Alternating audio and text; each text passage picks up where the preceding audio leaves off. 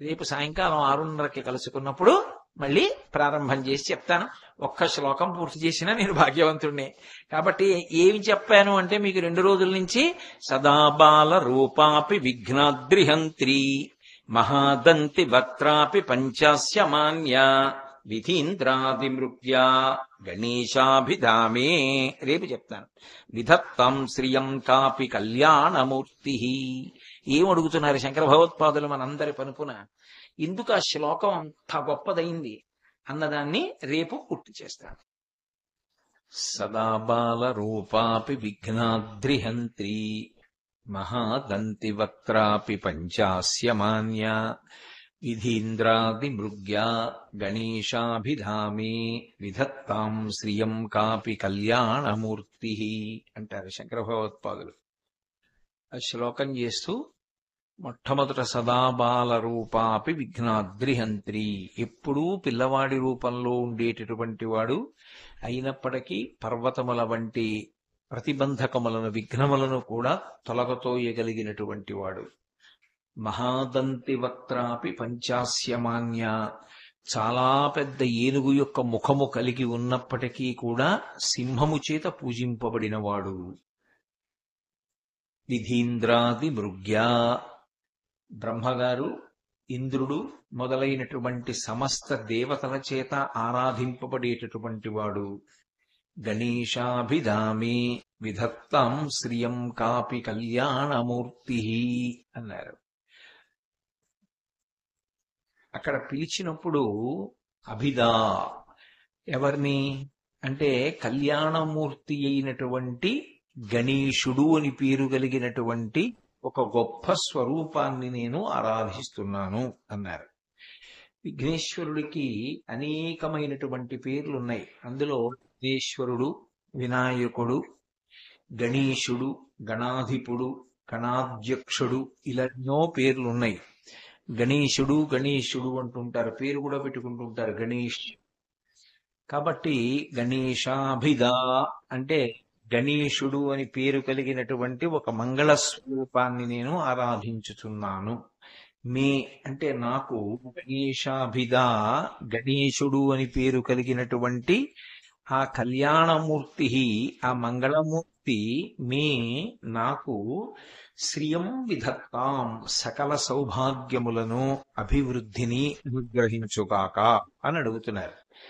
గణేశుడు అన్న పేరు ఎందుకు వచ్చింది అంటే ఈ సమస్తమైనటువంటి జగత్తుకి కూడా అధినాయకుడు ఎవరు అంటే పరమశివుడు.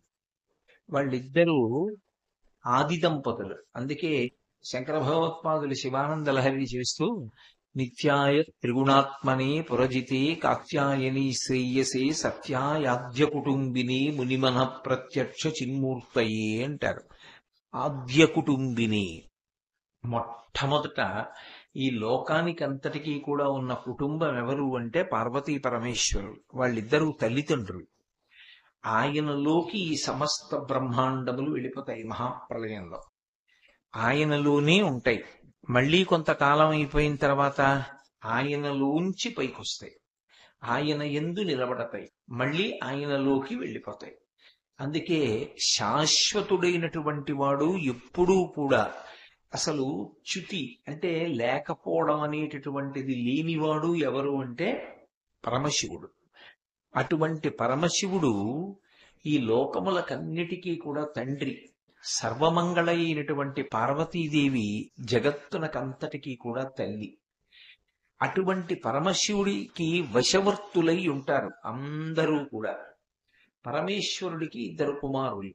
ఒకడు విఘ్నేశ్వరుడు పెద్ద కొడుకు, రెండవ వాడు సుబ్రహ్మణ్యుడు. ఆయన విభాగం చేశాడు. విభాగం చేసినప్పుడు దేవతాగణములన్నిటినీ కూడా సుబ్రహ్మణ్యుడికి ఇచ్చి, నువ్వు దేవగణములకన్నిటికీ కూడా అధిపతివి, నువ్వు దేవ సైన్యానికి ఆధ్యక్షవునందుంటావు. అంటే దేవతల యొక్క సైన్యమంతా ఎవరి ఆధీనంలో ఉంటుంది అంటే సుబ్రహ్మణ్యుడి యొక్క ఆధీనంలో ఉంటుంది. భూతగణములన్నీ కూడా ఎవరి ఆధీనంలో ఉంటాయి అంటే విఘ్నేశ్వరుడి యొక్క ఆధీనంలో ఉంటాయి. ఇందులో మీరు ఒక చమత్కారం చాలా జాగ్రత్తగా గమనించాలి. ఒక తల్లి తండ్రి ఉన్నారనుకోండి, ఆయనకు 10 మంది కుమారులు. 10 మంది కుమారుల్లో యనమండుగురు కుమారులు మహావిద్వాంసులు, చాలా గొప్పవాళ్ళు. 2 కుమారులు జేబు దొంగలు. 2 కుమారులు జేబు దొంగలైనంత మాత్రం చేత వాళ్ళు తల్లిదండ్రులకి కొడుకులు కాకుండా పోతారా? వాళ్ళు ఆయన కొడుకులే. ఎవరు భరించాలి? ఆ తల్లిదండ్రులే భరించాలి. అలాగే ఈ జగత్ అన్న తర్వాత అందరూ దేవతలే ఉండరు. దేవతలతో పాటుగా రాక్షస సంఘములు కూడా ఉంటాయి, భూత సంఘములు ఉంటాయి. ఈ భూత సంఘములన్నిటినీ కూడా ఎవరి యొక్క నియతిలో పెట్టాడు అంటే, ఎవరి పరిపాలనలో పెట్టాడు అంటే విఘ్నేశ్వరుడు యొక్క ఆధిపత్యంలో పెట్టాడు. విఘ్నేశ్వరుడు, అందుకే ముత్తుస్వామి దీక్షితారు వారు కీర్తన చేస్తూ భూతాధిపం అంటారు. భూతములకన్నిటికీ కూడా అధిపతి ఎవరు అంటే విఘ్నేశ్వరుడు. అంతేకాదు, విఘ్నేశ్వరుడు భూతములకు నాయకుడు. భూతములు అంటే కేవలము పిశాచాలు, రాక్షసులు మొదలైనటువంటి వాళ్లే కారు. పంచభూతములు అని ఒక అర్థం. పంచభూతములు అంటే పృథివీ, ఆపస్, తేజో, వాయురాకాశములు. పృథివీ అంటే మట్టి, ఆపస్ అంటే నీరు, తేజో అంటే అగ్ని, వాయువు, ఆకాశము. ఈ 5టికి కూడా అధిపతి ఎవరు అంటే విఘ్నేశ్వరుడు. విఘ్నేశ్వరుడు అందుకే మొదటి భూతమైనటువంటి పృథివితో సంబంధం కలిగి ఉంటాడు. మూలాధార క్షేత్రాస్థితం అంటారు. మూలాధార చక్రం పృథివీ సంబంధించినటువంటి చక్రం. ఆయన ఎప్పుడూ మూలాధార చక్రంలో ఉంటాడు. మూలాధార చక్రం అన్ని చక్రాల కన్నా కిందకుంటుంది. అందుకే మీరు క్షేత్రాల్ని పరిశీలిస్తే చాలా చోట్ల విఘ్నేశ్వరుడు భూమి కన్నా కూడా ఇంకా కిందకి వివరంలోకి ఉంటాడు. మీరు శ్రీకాళహస్తిలో చూశారనుకోండి, పాతాళ గణపతి అని నూతిలోకి దిగినట్టుగా దిగాలి. దిగితే దర్శనమిస్తాడు. ఎందుకంటే మూలాధార క్షేత్రాస్తి. అలాగే అయినవిల్లి క్షేత్రానికి వెళ్ళారనుకోండి, దేవాలయంలో ఎదురుగుండా ఉన్నటువంటి గదిలో ఉండడు. ఇలా కొద్దిగా లోతుగా ఉండి, లోతుగా ఉన్న చోట అంతరాలయం ఉంటుంది, అక్కడ ఉంటాడు విఘ్నేశ్వరుడు. ఆయన పృథివీ చక్రానికి, పృథివీ సంబంధమైనటువంటి మూలాధార చక్రమునందు స్థితుడై ఉంటాడు, అందులో ఉంటాడు. పైగా పంచభూతములు కూడా ఆయనని సేవిస్తాయి. అందుకే విఘ్నేశ్వరుడి యొక్క ఆరాధన చేసినటువంటి వారికి అన్ని విజయములే సంభవిస్తాయి. విఘ్నేశ్వరుడికి ఎవరు నమస్కారం చేస్తారో, ఎవరు విఘ్నేశ్వరుడికి భక్తులై ఉంటారో వాళ్ళకి మిగిలినటువంటి గణములన్నీ కూడా వశవర్తులవుతాయి. గణము అన్న మాటకు అర్థం ఏంటంటే సమూహము అని అర్థం. సమస్త భూతముల యొక్క సమూహమునకు భూతగణము అని పేరు. దేవతాగణానికి నాయకత్వంలో ఉండడం చాలా తేలిక. ఎందుచేత అంటే దేవతలు ఒక క్రమశిక్షణతో ఉంటారు. దేవతలు ఒక మాట చెప్పినా, ఒక ఆజ్ఞ విధించినా వాళ్ళు వెంటనే మాట వింటారు. కానీ భూతములకు నాయకత్వం వహించడం అంత తేలిక కాదు. పైగా భూతగణములను అదుపు చెయ్యగలిగినటువంటి శక్తి లేకపోతే దేవతల యొక్క ఆరాధన జరగదు. దేవతల ఆరాధన జరగదు ఒక ఎత్తైతే, దేవతలు కూడా భూతములకే అంటే పిశాచాది గణములకే ఉపకారం చెయ్యవలసినటువంటి పరిస్థితి ఏర్పడుతుంది. నేను చెప్పిన మాట మీరంత బాగా అర్థం చేసుకున్నారో లేదో. అన్నిటికన్నా బరువేది అంటే నిర్మాల్యం బరువు. నిర్మాల్యం అంటే నిన్నటి రోజు పూజ చేసినటువంటి పువ్వులు ఇవాల్టి రోజు సూర్యోదయానికి పూర్వం తీసేయాలి. అది ఒకవేళ ఏ కారణం చేతనైనా భర్త గారు పూజామందిరంలోకి ఆలస్యంగా ప్రవేశిస్తే అది ఎవరు చెయ్యాలి అంటే ధర్మపత్ని చెయ్యాలి. ధర్మపత్ని తప్పితే కొడుకు, తప్పితే కోడలు. యథార్థానికి పెళ్ళైపోయిన కూతురికి అధికారం లేదు. తండ్రి గారి పూజామందిరంలోకి వెళ్ళి నిర్మాల్యం తీయాలి అంటే మొట్టమొదట భార్య. భార్య కన్నా కూడా ఎవరు అంటే నిజానికి కొడుకు, తప్పితే కోడలు. వీళ్ళ ముగ్గురిది అధికారం. వీళ్ళు పూర్వం సూర్యోదయానికి ముందే నిర్మాల్యం తీసేయాలి. నిన్న రోజు పూజ చేసినటువంటి పువ్వులు తీసేయాలి. అలా తీయకపోతే మొట్టమొదట ఎవరు లోపలికి ప్రవేశించి పూజ చేస్తారు అంటే రాక్షస గణములు వచ్చి పూజ చేస్తాయి.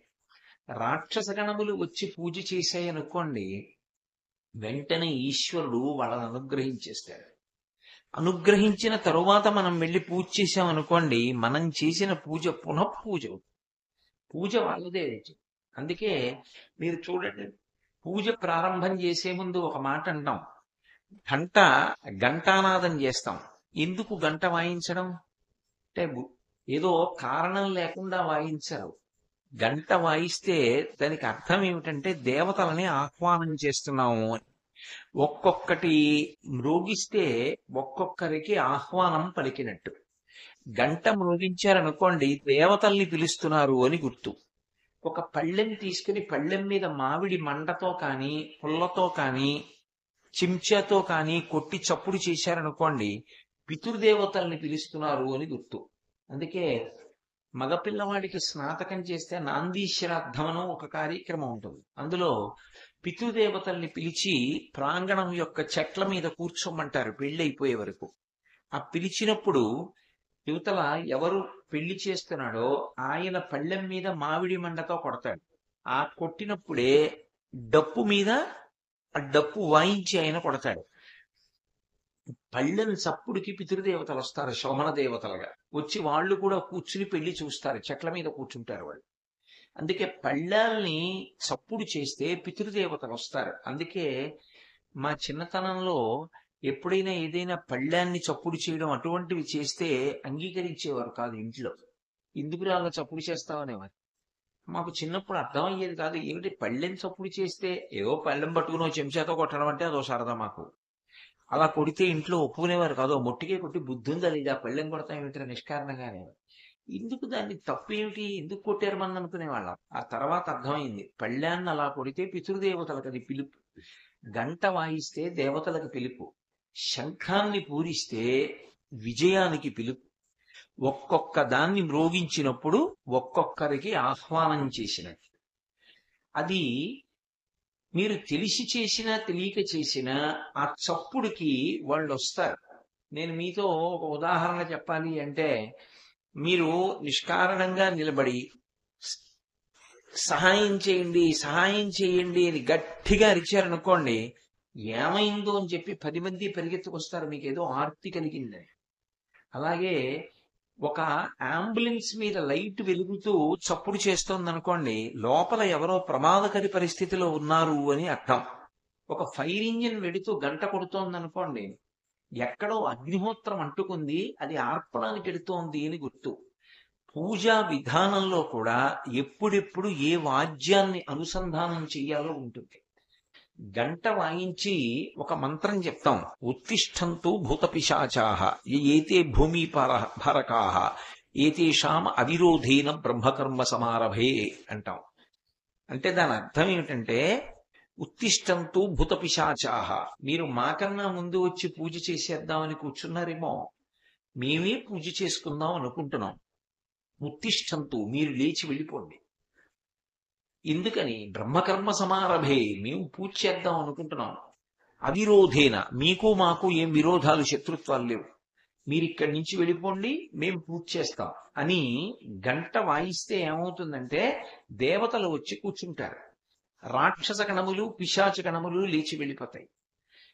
భూతగణములను అదుపు చెయ్యలేదనుకోండి, అవి దేవతా కార్యాన్ని చెయ్యనివ్వవు, దేవతా కార్యాన్ని భంగం చేసేస్తాయి. అందుకే భూతగణములను అణిచిపెట్టడం చాలా చాలా అవసరం. చాలా మంది తెలియక భూతగణాలకి అధిపతి అంటే అది పెద్ద విశేషం ఏముందనుకుంటారు. చాలా తేలిక దేవతాగణాలకి ఋషులకు ఆధిపత్యం వహించడం. చాలా కష్టం భూతగణాలకి ఆధిపత్యం వహించడం. అందుకే ఎవరు భూతగణములకు అధిపతి అయి ఉంటాడో వాడికి మిగిలిన వాళ్ళందరూ నమస్కారం చేస్తారు. ఆయన అనుగ్రహం లేకపోతే అసలు మిగిలిన వాళ్ళ కార్యక్రమాలు జరగవు. మీరు చూడండి, ఇంట్లో చంటి పిల్లలు ఉన్నారనుకోండి, వాడు అన్నం తినేవాడు, తల్లిని తండ్రిని, వాడు వచ్చి మీద పడిపోయి కంచం లాగేస్తాడు, నీళ్లు లాగేస్తాడు, అమ్మ బొబ్బ అంటాడు, ఆ అమ్మ అంటాడు, లాగేసుకుంటాడు, నోట్లో పెట్టుకుంటాడు, కింద పారేస్తాడు, వద్దురా అంటే ఏడుస్తాడు. అప్పుడు వాడిని పట్టుకెళ్ళి కాసేపు ఆడించిన వాళ్ళు ఎవరుంటారో వాళ్ళని చూసి భోజనం అయిపోగానే ఏమంటారు, అమ్మయ్య కాసేపు పిల్లల్ని ఆడించబట్టి కడుపు నిండా అన్నం తిన్నాం ఇవాళ, లేకపోతే అన్నం తినరు వారు, వీళ్ళు నానా అల్లరి చేసేస్తారు అంట మన పిల్లలే. ఎవడు పిల్లల్ని పట్టుకున్నాడో వాడి వలన ఇంటి యజమాని భోజనం చేశాడు. భోజనం చేసి శక్తిగా ఉండి మిగిలిన కార్యక్రమాలు చేశాడు. భూతగణములను అదుపు చెయ్యకపోతే అసలు ఉపాసన దగ్గర నుంచి ఏ కార్యక్రమం నడవదు. అందుకే ఎవరు అధికమైనటువంటి సమర్థత కలిగిన వాడో, ఎవరు చాలా శక్తివంతుడో వాడి చేతికి భూతగణాలను ఇచ్చాడు పరమశివుడు. అందుకే భూతాధిపం, భూతగణములకు అధిపతి ఎవరు అంటే గణపతి. ఆయన భూత గణములకు అధిపతి కనుక మిగిలిన గణములన్నీ కూడా ఆయనకి నమస్కారం చేస్తాయి. ఇక ప్రయత్నం లేకుండానే మిగిలిన గణములకు కూడా ఆయన అధిపతి. అందుకే గణేశ, గణాధిపతి, గణాధ్యక్ష, వినాయక అని పేర్లు. వినాయక అంటే అంటే విశిష్టమైన నాయకుడు. నాయకుడు అంటే ముందుండి నడిపించాలి, వెనక్కి చూసుకుంటూ ఉండాలి. అందుకే ఎప్పుడైనా ఊరిరిగింపు పెడుతోందనుకోండి, ఓ పెద్ద ఊరిరిగింపు పెడుతున్నప్పుడు కేవలం ముందు మాత్రమే కాదు, పెద్దలు ఊరిరిగింపునకు ముందు ఉండాలి, చిట్ట చివర ఉండాలి, రెండు భాగముల యందు ఉండాలి. అలా ఉండకపోతే ఊరిరిగింపులో అపశృంతులు దొల్లుతాయి. అందుకని ముందు వెనక ఉండి ఊరిరిగింపుని నడిపిస్తారు. అలా ఊరిరిగింపుని ఎలా నడిపిస్తారో అలా గణములనన్నిటినీ కూడా ఆయన విశిష్టమైన నాయకుడై నడిపిస్తాడు. రామాయణంలో ఒక శ్లోకం ఉంది. మారీచుడు రావణాసురుడితో మాట్లాడుతూ ఓ మాట అంటాడు అరణ్యకాండలో. అందులో అంటాడు, స్వామినా ప్రతికూలేన ప్రజా తీక్ష్ణేన రావణ రక్షమానా నవర్ధంతే మేషా గోమాయునాయథ అంటాడు. మేకలు పెద్ద మంద వెడుతూ ఉంటుంది. ఆ మంద వెడుతున్నప్పుడు వెనకాతల కావలివాడు ఒకడు వెడుతూ ఉంటాడు కర్ర పట్టుకుని. ఎందుకని? తోడేలు వచ్చి మేకలను ఎత్తుకుపోతుంది. అందుకని కర్ర పట్టుకుని కూడా కాపలా వెడుతూ ఉంటాడు. ఒక తోడేల్నే కాపలా పెట్టేస్తే అప్పుడు ఇంక ఇబ్బంది లేదుగా అని ఒక తోడేలునో నక్కనో కాపలా పెట్టారనుకోండి, అప్పుడు గొర్రెల మందలోనో మేకల మందలోనో మేకనో గొర్రెనో ఎత్తుకుపోవడానికి బయటవేవీ రావక్కర్లేదు, ఇవి తినేస్తుంటాయి. వెనకాతల ఉన్నటువంటి నాయకుడు సమర్థుడు కాకపోతే, ముందు నడిపించే నాయకుడు సమర్థుడు కాకపోతే వాడి ఒక్కడి వల్ల వెనక ఉన్నవన్నీ కూడా సర్వనాశనం అయిపోతాయి. మనం ఏదో S1 బోగి దగ్గర నుంచి S23 బోగి వరకు ఉంటాయి. అవి కాక general compartments, ladies compartment, AC కంపార్ట్మెంట్లు, పోస్టల్ వ్యాను, ప్యాంట్రీ ఇన్ని ఉంటాయి. మనం కంపార్ట్మెంట్లోకి ఎక్కేసి బెర్త్ చూసేసుకుని నిద్రపోతాం. కానీ మొట్టమొదట ఏది కదులుతుంది? ఇంజిన్ కదులుతుంది. ఇంజిన్ వెనక మొదటి బోగి కదులుతుంది. మొదటి బోగి వెంట రెండో బోగి కదులుతుంది. మొట్టమొదట ఇంజిన్ లో డ్రైవర్ ఉంటాడు, వెనక బోగిలో గార్డ్ ఉంటాడు. అందరూ నిద్రపోతుంటారు రైల్లో, వీళ్ళిద్దరూ నిద్రపోరు. వీళ్ళిద్దరూ తెలివిగా ఉంటే రైల్లో ఉన్న వాళ్ళందరూ తెల్లవారేటప్పటికీ క్షేమంగా వెళ్ళవలసిన గమ్యానికి చేరుకుంటారు. రైల్లో అందరూ తెలివిగా ఉండి ఇంజిన్ లో ఉన్నవాడు గార్డు నిద్రపోయారు అనుకోండి, వీళ్ళందరూ ఎక్కడికెడతారో నేను చెప్పక్కర్లేదు. అందుకే నాయకత్వంలో ఉన్నవాడు విశిష్టమైన వాడు అన్న మాటకు అర్థం ఏమిటంటే, ఎవరి వెంట వెడితే క్షేమంగా ఉంటామో, ఎవడు తన వెంట వెడుతున్న వాళ్ళని నడిపించగలిగినటువంటి వాడై ఉంటాడో, ఎవడు అటువంటి సమర్థత కలిగిన వాడో వాడు వినాయకుడు. అందుకు ఏనుగు ముఖంతో ఉంటాడు. భాద్రపద మాసంలో ఎందుకు పూజ చేస్తారంటే, ఒకటి భాద్రపద మాసంలో శుక్లపక్షంలో చవితి నాడు వరసిద్ధి వినాయకుని యొక్క అవతారం ఆవిర్భవించింది. అందులో సాంకేతికంగా మీరు తత్వపరంగా చూస్తే ఉపాసనా క్రమం దగ్గరికి వచ్చేటప్పటికి భాద్రపద మాసం, శ్రావణ మాసం ఈ రెండు వర్ష ఋతువు. శ్రావణ మాసం దగ్గరికి వచ్చేటప్పటికి ఆకాశం అంతా నల్లటి మబ్బులు కమ్ముకుంటాయి. ఆ మబ్బులు కిందకి దిగుతాయి, బాగా నీరు నిండిన మబ్బులు. అందుచేత తొందరగా చీకటి పడిపోతుంది. పగటిపూట కూడా చీకటిగా ఉంటుంది, ఎప్పుడు జల్లు పడుతూ ఉంటుంది. ఆ జల్లు పడుతున్న కారణం చేత శ్రావణ మాసంలో ఎప్పుడైతే వర్షం ప్రారంభమైందో అరణ్యంలో తీగలన్నీ పెరిగిపోతాయి, పురుగులు పెరిగిపోతాయి. తీగలు ఇటువైపు చెట్ల మించి అటువైపు చెట్ల మీద అల్లేసుకుంటాయి. అవి ఎంత దట్టంగా అల్లుకుంటాయంటే అసలు ఏ జంతువు కూడా తీగల్ని తెంపుకుని అవతల వైపుకి వెళ్ళలేదు. వెళ్ళలేక పడుకుంటాయి. చాలా ఇబ్బంది, తీగల్లో పరిగెత్తలేమని. ఏదో కుందేళ్లలాంటివి ఉన్నాయనుకోండి, అవి పరిగెడదామంటే తీగలు కాళ్ళకి తగిలి పడిపోతాయి. చాలా కష్టం. అటువంటి పరిస్థితుల్లో భాద్రపద మాసంలో ముందు ఏది నడుస్తుంది అంటే ఏనుగు నడుస్తుంది. ఏనుగు నడిచిందనుకోండి, ఏనుగు యొక్క శరీరమే అంత బలం. అది నడిచి వెడుతుంటే అడ్డొచ్చినటువంటి తీగలన్నీ పట పట పట పట తెగిపోతాయి. ఇంకా ఏదైనా తెగలేదనుకోండి, దాన్ని తొండంతో తెంపేసి నడిచి వెళ్ళిపోతుంది. ఏనుగు ముందు నడిస్తే వెనకాతలైక మిగిలిన జంతువులన్నీ నడిచి వెళ్ళిపోతాయి, మార్గం వచ్చేస్తుంది. ఒకసారి వినాయకుడికి నమస్కారం చేసి కార్యం మొదలు పెడితే దాన్ని సాధించడానికి కావలసినటువంటి దారి ఆయన చూపించేస్తాడు, ఆయన నడిపించేస్తాడు. అందుకే వినాయక అని పేరు. వినాయక అంటే విశిష్టమైనటువంటి నాయకుడు. అంత గొప్ప నాయకత్వము ఉన్నటువంటి వాడు కనుకనే ఆయన కేవలము ఒక్క నమస్కారము చేత ప్రీతి పొంది మనని గమ్యం చేర్చడంలో మనకి బహుధా ఉపకరిస్తాడు. అంత గొప్ప స్వరూపము కలిగినటువంటి వాడు. అటువంటి విఘ్నేశ్వరుడు గణాధిపతి. ఆయనని ఎవరు నమ్ముకుని ఉంటారో వాళ్ళకి ప్రతిబంధకాలు కూడా రాకుండా ఉంటాయి. అంటే అడ్లొచ్చి కార్యక్రమం జరగకుండా ఉండేటటువంటి విధానం లేకుండా అడ్డు తొలగించి కాపాడతాడు. ఆయన చాలా తేలికగా వశపడతాడు. చిన్నపిల్లలు ఎంత తేలిగ్గా వశపడిపోతారో విఘ్నేశ్వరుడు కూడా అంత తేలికగా వశపడతాడు. ఆయన కోసం పెద్ద కష్టపడక్కర్లేదు. ఒక్క చెరుకు ముక్క పెట్టినా, దోసపండు పెట్టినా పరమ ప్రీతితో నమస్కారం చేస్తే చాలు, ఆయన వెంటనే అనుగ్రహిస్తాడు. అంతటి మహానుభావుడు. అందుకే విఘ్నేశ్వరుని యొక్క ఆరాధన చెయ్యకుండా ఏ కార్యక్రమాన్ని చేయ. మీరు విఘ్నేశ్వరుడి విషయంలో తెలుసుకోవలసినటువంటి ఒక పరమ రహస్యం ఒకటి ఉంటుంది. ఒక్కొక్క దేవతా స్వరూపానికి ఒక్కొక్క అంకెతో సంబంధం ఉంటుంది.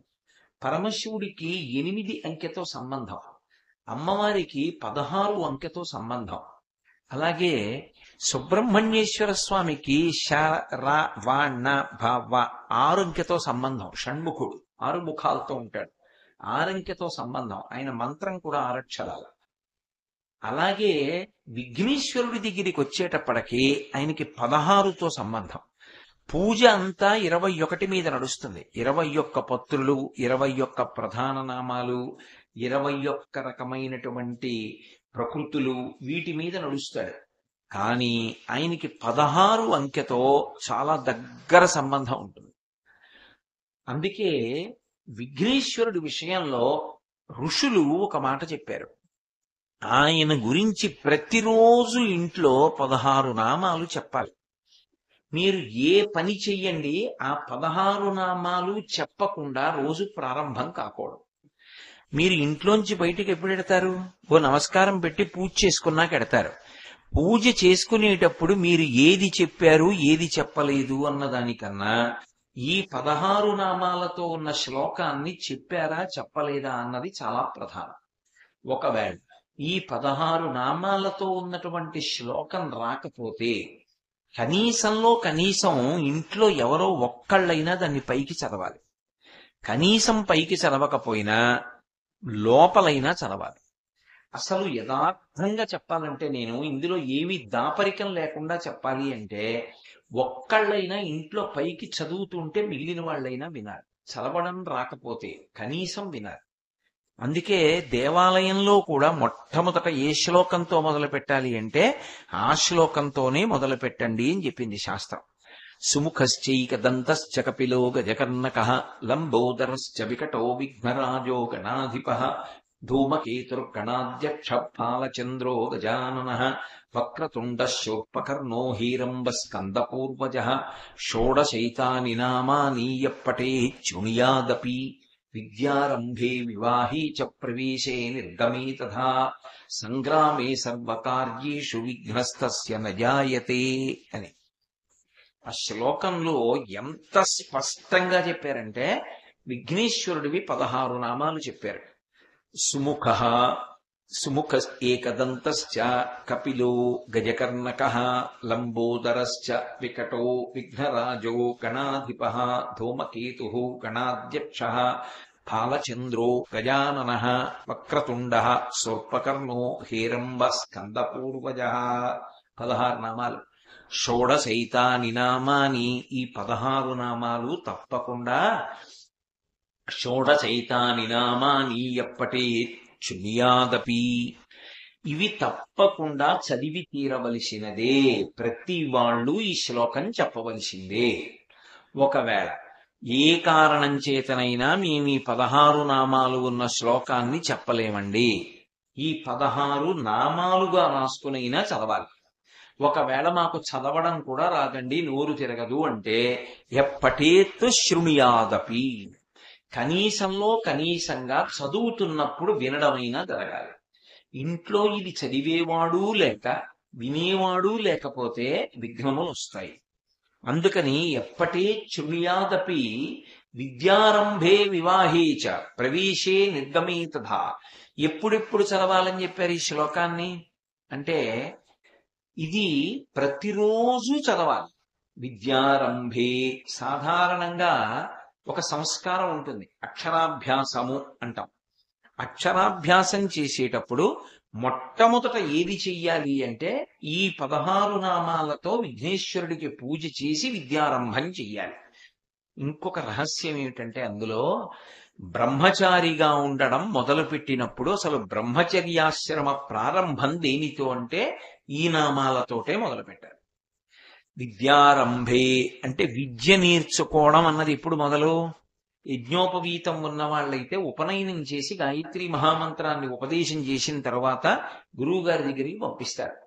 ఉపనయన సంస్కారం లేకపోతే అక్షరాభ్యాసం చేసిన తర్వాత చదువుకోవడానికి పంపిస్తారు. ఉపనయనం చేసిన లేదా అక్షరాభ్యాసం అనుకోండి, బ్రహ్మచర్యం ప్రారంభమైంది. కాబట్టి బ్రహ్మచర్యాశ్రమం ప్రారంభమైతే పెళ్లి కాని పిల్లలు కూడా దాని ప్రారంభం నుంచి ప్రతిరోజు ఏది చదవాలి? ఇది చదవాలి. విద్యారంభే. తర్వాత వివాహేచ. బ్రహ్మచర్యం ఎప్పుడు ఆగిపోతుంది? పెళ్లి చేసుకుంటే. వివాహం అయిన తర్వాత కూడా ప్రతిరోజు ఇది చదవాలి. ప్రవేశే నిర్గమే తథా. ఇది గాని ఒక్కసారి చదువుకుంటే ఎప్పుడెప్పుడు విఘ్నములు రాకుండా ఉంటాయి. అంటే ప్రవేశే నిర్గమే తథా, లోపలికెళ్ళినప్పుడు బయటికి వచ్చినప్పుడు. ఏమిటి దాని అర్థం? ప్రవేశే అంటే లోపలికి వెళ్ళడం, నిర్గమే అంటే బయటికి వెళ్ళిపోవడం. లోపలికెళ్ళినా బయటికి వచ్చినా విఘ్నం లేకుండా ఉంటుంది. మీరు ఒక్కటి జాగ్రత్తగా గమనించండి. నేను వేట్లపాలెం ఉపన్యాసానికి పెడదామని బయలుదేరుతున్నాను అనుకోండి. ఇప్పుడు నేను ఎక్కడి నుంచి బయటికి రావాలి? రాజద్వారం దాటాలి. ఇంటికి రాజద్వారం ఉంటుంది.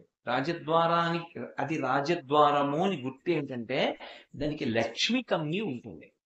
లక్ష్మి కమ్మి అని దేన్ని పిలుస్తారంటే, ఏది ప్రధాన గడపయో దానికి పైన ఉన్నటువంటి గడప ఉంటుందే, ఆ పైన ఉన్న కమ్మి, ఆ కమ్మి లక్ష్మి కమ్మి. కింద ఉన్నటువంటి గడప కన్నా అత్యంత ప్రధానం ఏది అంటే పై గడప. అది ఉచ్చిపోవడం కానీ లేకపోతే వివర్ణం అయిపోవడం కానీ జరగకూడదు. అది లక్ష్మీ కమ్మి కాబట్టే తోరణం ఎక్కడ కడతారు? కింద కట్టరు. తోరణం కడితే పైన కడతారు. అది ఎప్పుడు అలంకృతమై ఉండాలి లక్ష్మీ కమ్మి. లక్ష్మీ కమ్మికి తోరణం అన్నా ఉండాలి, ఓ పువ్వన్నా ఉండాలి, దాని మీద ఓ భగవన్మూర్తి అన్నా ఉండాలి, ఏదో ఒకటి ఉండాలి. అది లక్ష్మీ కమ్మి అంటారు ఇంటికి. ప్రవేశే, ఇంట్లోకి వెళ్ళిపోతున్నాడు అనుకోండి, దాంట్లోంచి లోపలికి వెళ్ళిపోతాడు. నిర్గమే, దాంట్లోంచి బయటకు వస్తాడు. ఇప్పుడు ఈ లోపలికి వెళ్ళడం ఎందుకు? లోపలే ఉండిపోయాడు అనుకోండి, ఇంకా బయటికి రాలేదనుకోండి, రోగగ్రస్తుడైపోయాడు కాదు. ఆయన బయటికి రావట్లేదండి అన్నారు అనుకోండి, అంటే దాని అర్థం ఏంటి? ఆయన శరీరం రోగగ్రస్తం అయిపోయింది. ఆయన బయటికి వెళ్ళాడు, తిరిగి రాలేదు. ఏమిటి దాని అర్థం? అమంగళకరం. బయటికి వెళ్ళిన వాడు లోపలికి రావాలి, లోపలికి వచ్చిన వాడు బయటికి వెళ్ళాలి. అంటే దాని అర్థం ఏమిటి? శరీరం ఆరోగ్యంగా తిరుగుతోంది, కార్యాలు సాధిస్తాం. లోపల నుంచి బయటికి వెళ్ళినా, బయట నుంచి లోపలికి వెళ్ళినా, బయటికి వెళ్ళిన వాడు మళ్ళీ లోపలికి రాకుండా లోపల నుంచి బయటికి వెళ్ళేటప్పుడు మళ్ళీ లోపలికి వచ్చేటట్టు ఏ విధమైన ప్రతిబంధకాలు లేకుండా రోజు మొత్తం మీద కాపాడేది ఏది అంటే ఈ ఒక్కసారో శ్లోకం జరిగితే ప్రవేశే నిర్గమే తథా సంగ్రామే సర్వకార్యేషు. సంగ్రామం చేస్తే అంటే యుద్ధం చేస్తే చదవాలి. సర్వకార్యేషు, ఈ పని ఆ పని అని లేదు. విఘ్నేశ్వర పూజ చెయ్యకుండా ఏ కార్యక్రమాన్ని ప్రారంభం చెయ్యవద్దు. అందుకే ప్రవచనం చేసినా కూడా ఇవాళ నేను విఘ్నేశ్వర వైభవం చెప్తున్నాను శుక్లాంబరధరం విష్ణుం మండం కాదు. ఎక్కడ ఎప్పుడు ఏ ప్రవచనం చేసినా శుక్లాంబరధరం విష్ణుం శశివర్ణం చతుర్భుజం అని మొదలు పెడతాను. పూజకి కూర్చోగానే మొట్టమొదట సుముఖశ్చైకదంతశ్చకపిలో గజకర్ణక ఈ 16 నామాలతోటి చెప్పి అప్పుడు పూజ మొదలు పెడతాను. అయితే మీరు నన్ను ప్రశ్న అడగచ్చు, బాగుందండి ఎప్పటే చిమ్యాదపి అని కదా మీరు అన్నారు. ఈ 16 నామాలతో ఉన్న శ్లోకాన్ని ఎవడు చదువుతున్నా విన్నా ఇంటికంతటికి క్షేమం అని కదా మీరన్నారు. ఒకవేళ ఇంట్లో వాళ్ళకి రాక యజమానికి ఒక్కడికి ఇదొచ్చు, యజమాని లోపల చదువుకుని వెళ్ళిపోతున్నాడు. యజమాని కదా పూజ చేస్తాడు. పూజ చేసినప్పుడు యజమాని లోపల చదువుకుని వెళ్ళిపోతున్నాడు. అప్పుడు మిగిలిన వాళ్ళకి ఏమిటి ప్రయోజనం? పైకి చదవట్లేదుగా, వాళ్ళు వింటలేదుగా. వాళ్ళకి చదువుకుందామంటే రాదు అనుకోండి, పోని కాసేపు రాదు. అప్పుడు ఎలా? లేదు, చంటి పిల్లలు ఉంటారండి, చంటి పిల్లలకి ఏం తెలుసు, వాళ్ళు చదవగలరా? కానీ వాళ్ళు క్షేమంగా ఉండాలా వద్దా? మరి ఎలా, ఎవరు రక్ష కడతారు? ఇంటి యజమానేమో పైకి చదవట్లేదు, అది లోపల చదువుకుని వెళ్ళిపోతున్నాడు. అప్పుడు ఎలా అంటే ఇందులో ఒక పెద్ద రహస్యాన్ని చెప్పారు. అంటే ఇప్పుడు నేను అదంతా చాలా వివరణ చేసి చెప్పడం చాలా కష్టంతో కూడుకున్న విషయం, కానీ మీకు సంగ్రహంగా అందించే ప్రయత్నం చేస్తాను. యజమాని 16 విషయాలు అడగాలి. ఎందుకు అడగాలి అంటే ఇంటికి యజమాని అంటే ఎవరు? ఆ ఇంట్లో వాళ్ళందరి యొక్క యోగక్షేమాలు ఆయన చూడాలి. ఆయన చూడగలిగిన వాడు. ఇప్పుడు నేను ఇక్కడ ఉపన్యాసానికి వచ్చాను, నా మనవలు ఆడుకోవడానికి ఎక్కడికో వెళ్ళారు. ఎక్కడో ఆడుకుందామని వెళ్ళినటువంటి నా మనవలు క్షేమంగా ఉండేట్టు నేను ఇక్కడి నుంచి చూడగలనా వాళ్ళని? చూడగలిగిన వాడు వేరొకడు ఉన్నాడు, వాడిని ప్రార్థన చేసి ఉండాలి. నేను పొద్దున్న అలా ప్రార్థన చేసి ఉంటే వాళ్ళు రక్షింపబడతారు, ఏదైనా ఉపద్రవం ఉన్నా కాపాడబడతారు వాళ్ళు. ఇప్పుడు ఇంటికంతటికి అడగవలసినవి 16 ఉన్నాయి యథార్థానికి. ఈ 16 అడగాలి యజమాని. అవి కూడా ఒక క్రమంలో ఉంటాయి. 7 తన కుటుంబం కోసం అడగాలి. 7 కాకుండా మిగిలినటువంటి 9 తన కొరకు అడగాలి. ఈ 9ని ఈ 7ని కలిపి సద్గతి అని పిలుస్తారు. వెళ్ళవలసిన దారిలో వెళ్ళడానికి మార్గాన్ని అడుగుతున్నాడు అంటారు. ఆ దారిలో వెడితే లక్ష్యాన్ని చేరుతాడు. తన కొరకు 9 అడగాలి, తన కుటుంబం కోసం 7 అడగాలి. ఏమిటి 7? మొట్టమొదటిది దీర్ఘాయుర్దాయం. నా ఇంట్లో ఉన్న వాళ్ళందరూ కూడా దీర్ఘాయుష్మంతులు కావాలి. ఎందుకంటే ఒక్కొక్కళ్ళు ఒక్కొక్క నక్షత్ర పాదంలో పుడతారు. ఒక్కొక్కడికి ఒక్కొక్క నక్షత్రంలో ఒక్కొక్క పాదం ఉంటుంది. ప్రతి నక్షత్రానికి గండకాలాలు వస్తుంటాయి. ఆ గండకాలం వచ్చినప్పుడు ఆ నక్షత్రంలో ఉన్న నా కుటుంబ సభ్యులకి ఆపద రాకుండా వాళ్ళు రక్షింపబడాలి. అందుకని ఒకటి, నేను ఒక్కడిని సంతోషంగా ఉండడం కాదు, నా సంతోషం ఎవరి మీద ఆధారపడుతుంది? నా ఇంట్లో ఉన్న వాళ్ళందరూ కూడా సంతోషంగా ఉంటే కదా. సంతోషంగా ఉండడం అన్న మాటలో మొదటి మాట ఏమిటి? వాళ్ళందరూ దీర్ఘాయుష్మంతులు అవ్వాలి. అందుకని మొదటిది దీర్ఘాయుర్దాయం అడగాలి. ఆయుర్దాయం ఉంది, 96 ఏళ్లు బతికాడు, కానీ 95 ఏళ్లు మంచంలో ఉన్నాడు. ఏమిటి ఉపయోగం? అలా అందుకే దీర్ఘాయుర్దాయం అడిగితే పక్కన ఆరోగ్యం అడగాలి. దీర్ఘాయుర్దాయంతో పాటు నా కుటుంబ సభ్యులందరూ ఆరోగ్యంతో ఉండాలి. దీర్ఘాయుర్దాయంతో ఉన్నారు, ఆరోగ్యంతో ఉన్నారు, ఏ పని మొదలు పెట్టండి కలిసి రాదు. వాడు బంగారం పట్టుకుంటే బొగ్గు అవుతుంది, ఇంకొకటికి బొగ్గట్టుకుంటే బంగారం అవుతుంది. వీడు ఏది పెట్టనివ్వండి కలిసి రాదు.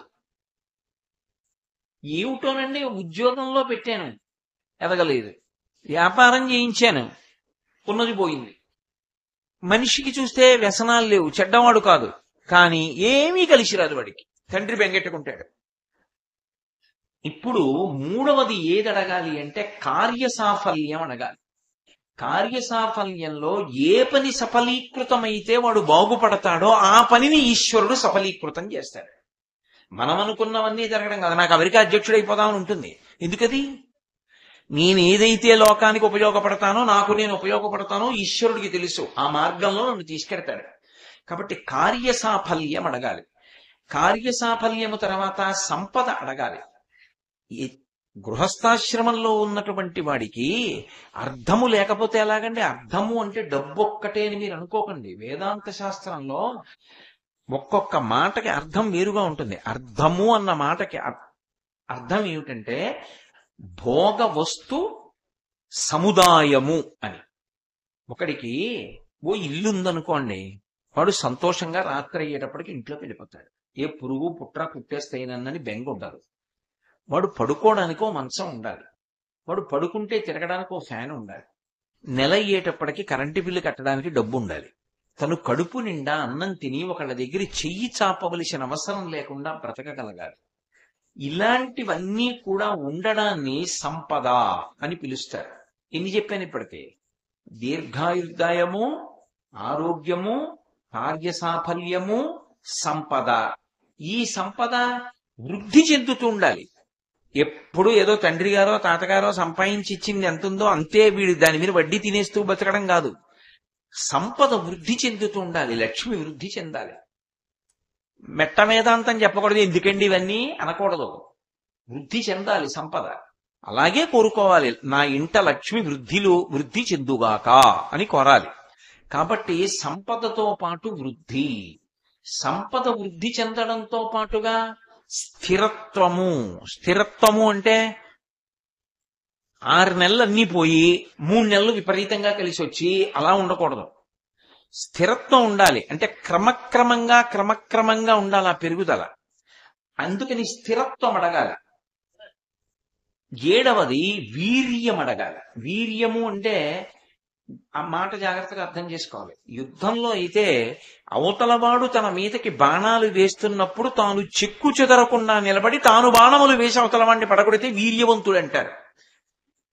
సామాన్యమైన ధర్మంలో ఆయన వీర్యవంతుడు, ఆయన వీర్యము కలిగిన వాడు అన్న మాటకి అర్థం ఏంటంటే ఒక్క గురువు గారు చెప్పిన మాటకి తప్ప ప్రతి మాటకి కదిలిపోడు. గురువు గారు ఏం చెప్పారో అది శాసనం, అలాగే బతుకుతాడు. అందుకని ఆయన ఎక్కడికి వెళ్ళనివ్వండి పాడవడం. మా గురువు గారు నన్ను ఇలా బతకమన్నారు కాబట్టి ఎక్కడికి వెళ్ళండి, గురువు గారు చెప్పినట్టు బతుకుతాడు. ఆయన వల్ల 10 మంది బాగుపడతారు తప్ప ఆ ఎవరో పాడైపోయిన వాళ్లతో ఈయన కూడాడని ఈయన పాడైపోవడం ఉండదు.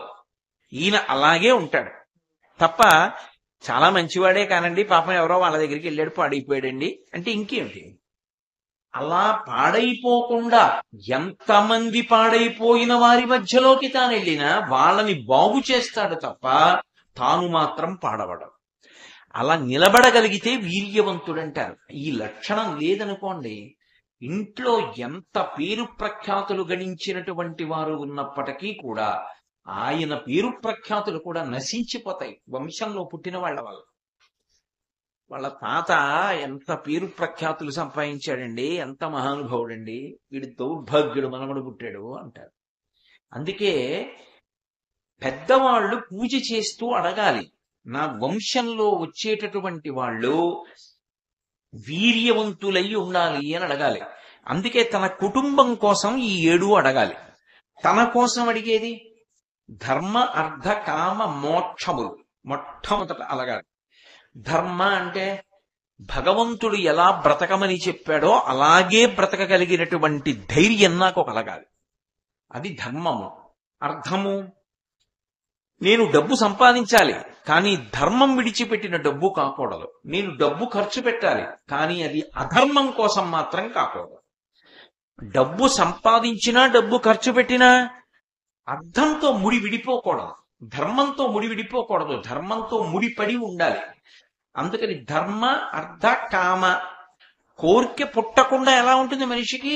కోరిక పుడుతుంది కానీ పుట్టినటువంటి కోరిక ధర్మబద్ధము కాకపోతే నీ తీర్చుకోను అని నిలబడగలిగిన శక్తి ఉండాలి.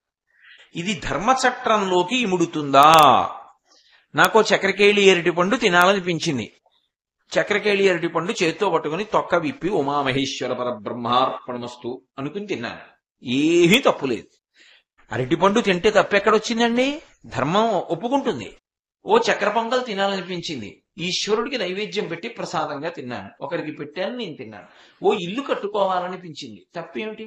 పెళ్లి చేసుకుందాం అనిపించింది, తప్పేమిటి? పిల్లల్ని కనాలనిపించింది, తప్పేమిటి? కడుపున పుట్టిన కూతురికి పెళ్లి చెయ్యాలనిపించింది, తప్పేమిటి?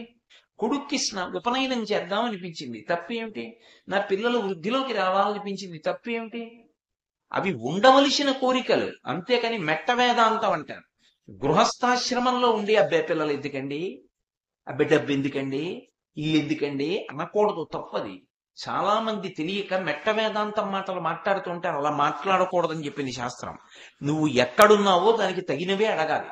అలా అడగడం చేత కాకపోతే ఈ 16 నామాలు చెప్పాలి. ఇవేవి మాకు అడగడం రాదండి, అసలు ఈ క్రమం కూడా మాకు తెలియదు, ఎవరి కోసం ఇన్ని అడగాలో మాకేం తెలుసండి అంటావా? ఇవన్నీ చేత కాకపోతే కనీసం ఆ 16 నామాల శ్లోకం చెప్పాలి. అందుకని ధర్మ అర్థ కామ ఏ కోరిక తీర్చుకోవచ్చని భగవంతుడు చెప్పాడో ఆ కోరిక తీర్చుకోవడము దోషము కాదు. ఏది తీర్చుకోకూడదని ఈశ్వరుడు చెప్పాడో దాని జోలికి వెళ్ళకూడదు. సృష్టిలోనే కొన్ని పదార్థాలు ఉంటాయి, అవి పుచ్చుకోకూడదు అని ఈశ్వరుడు చెప్పాడు.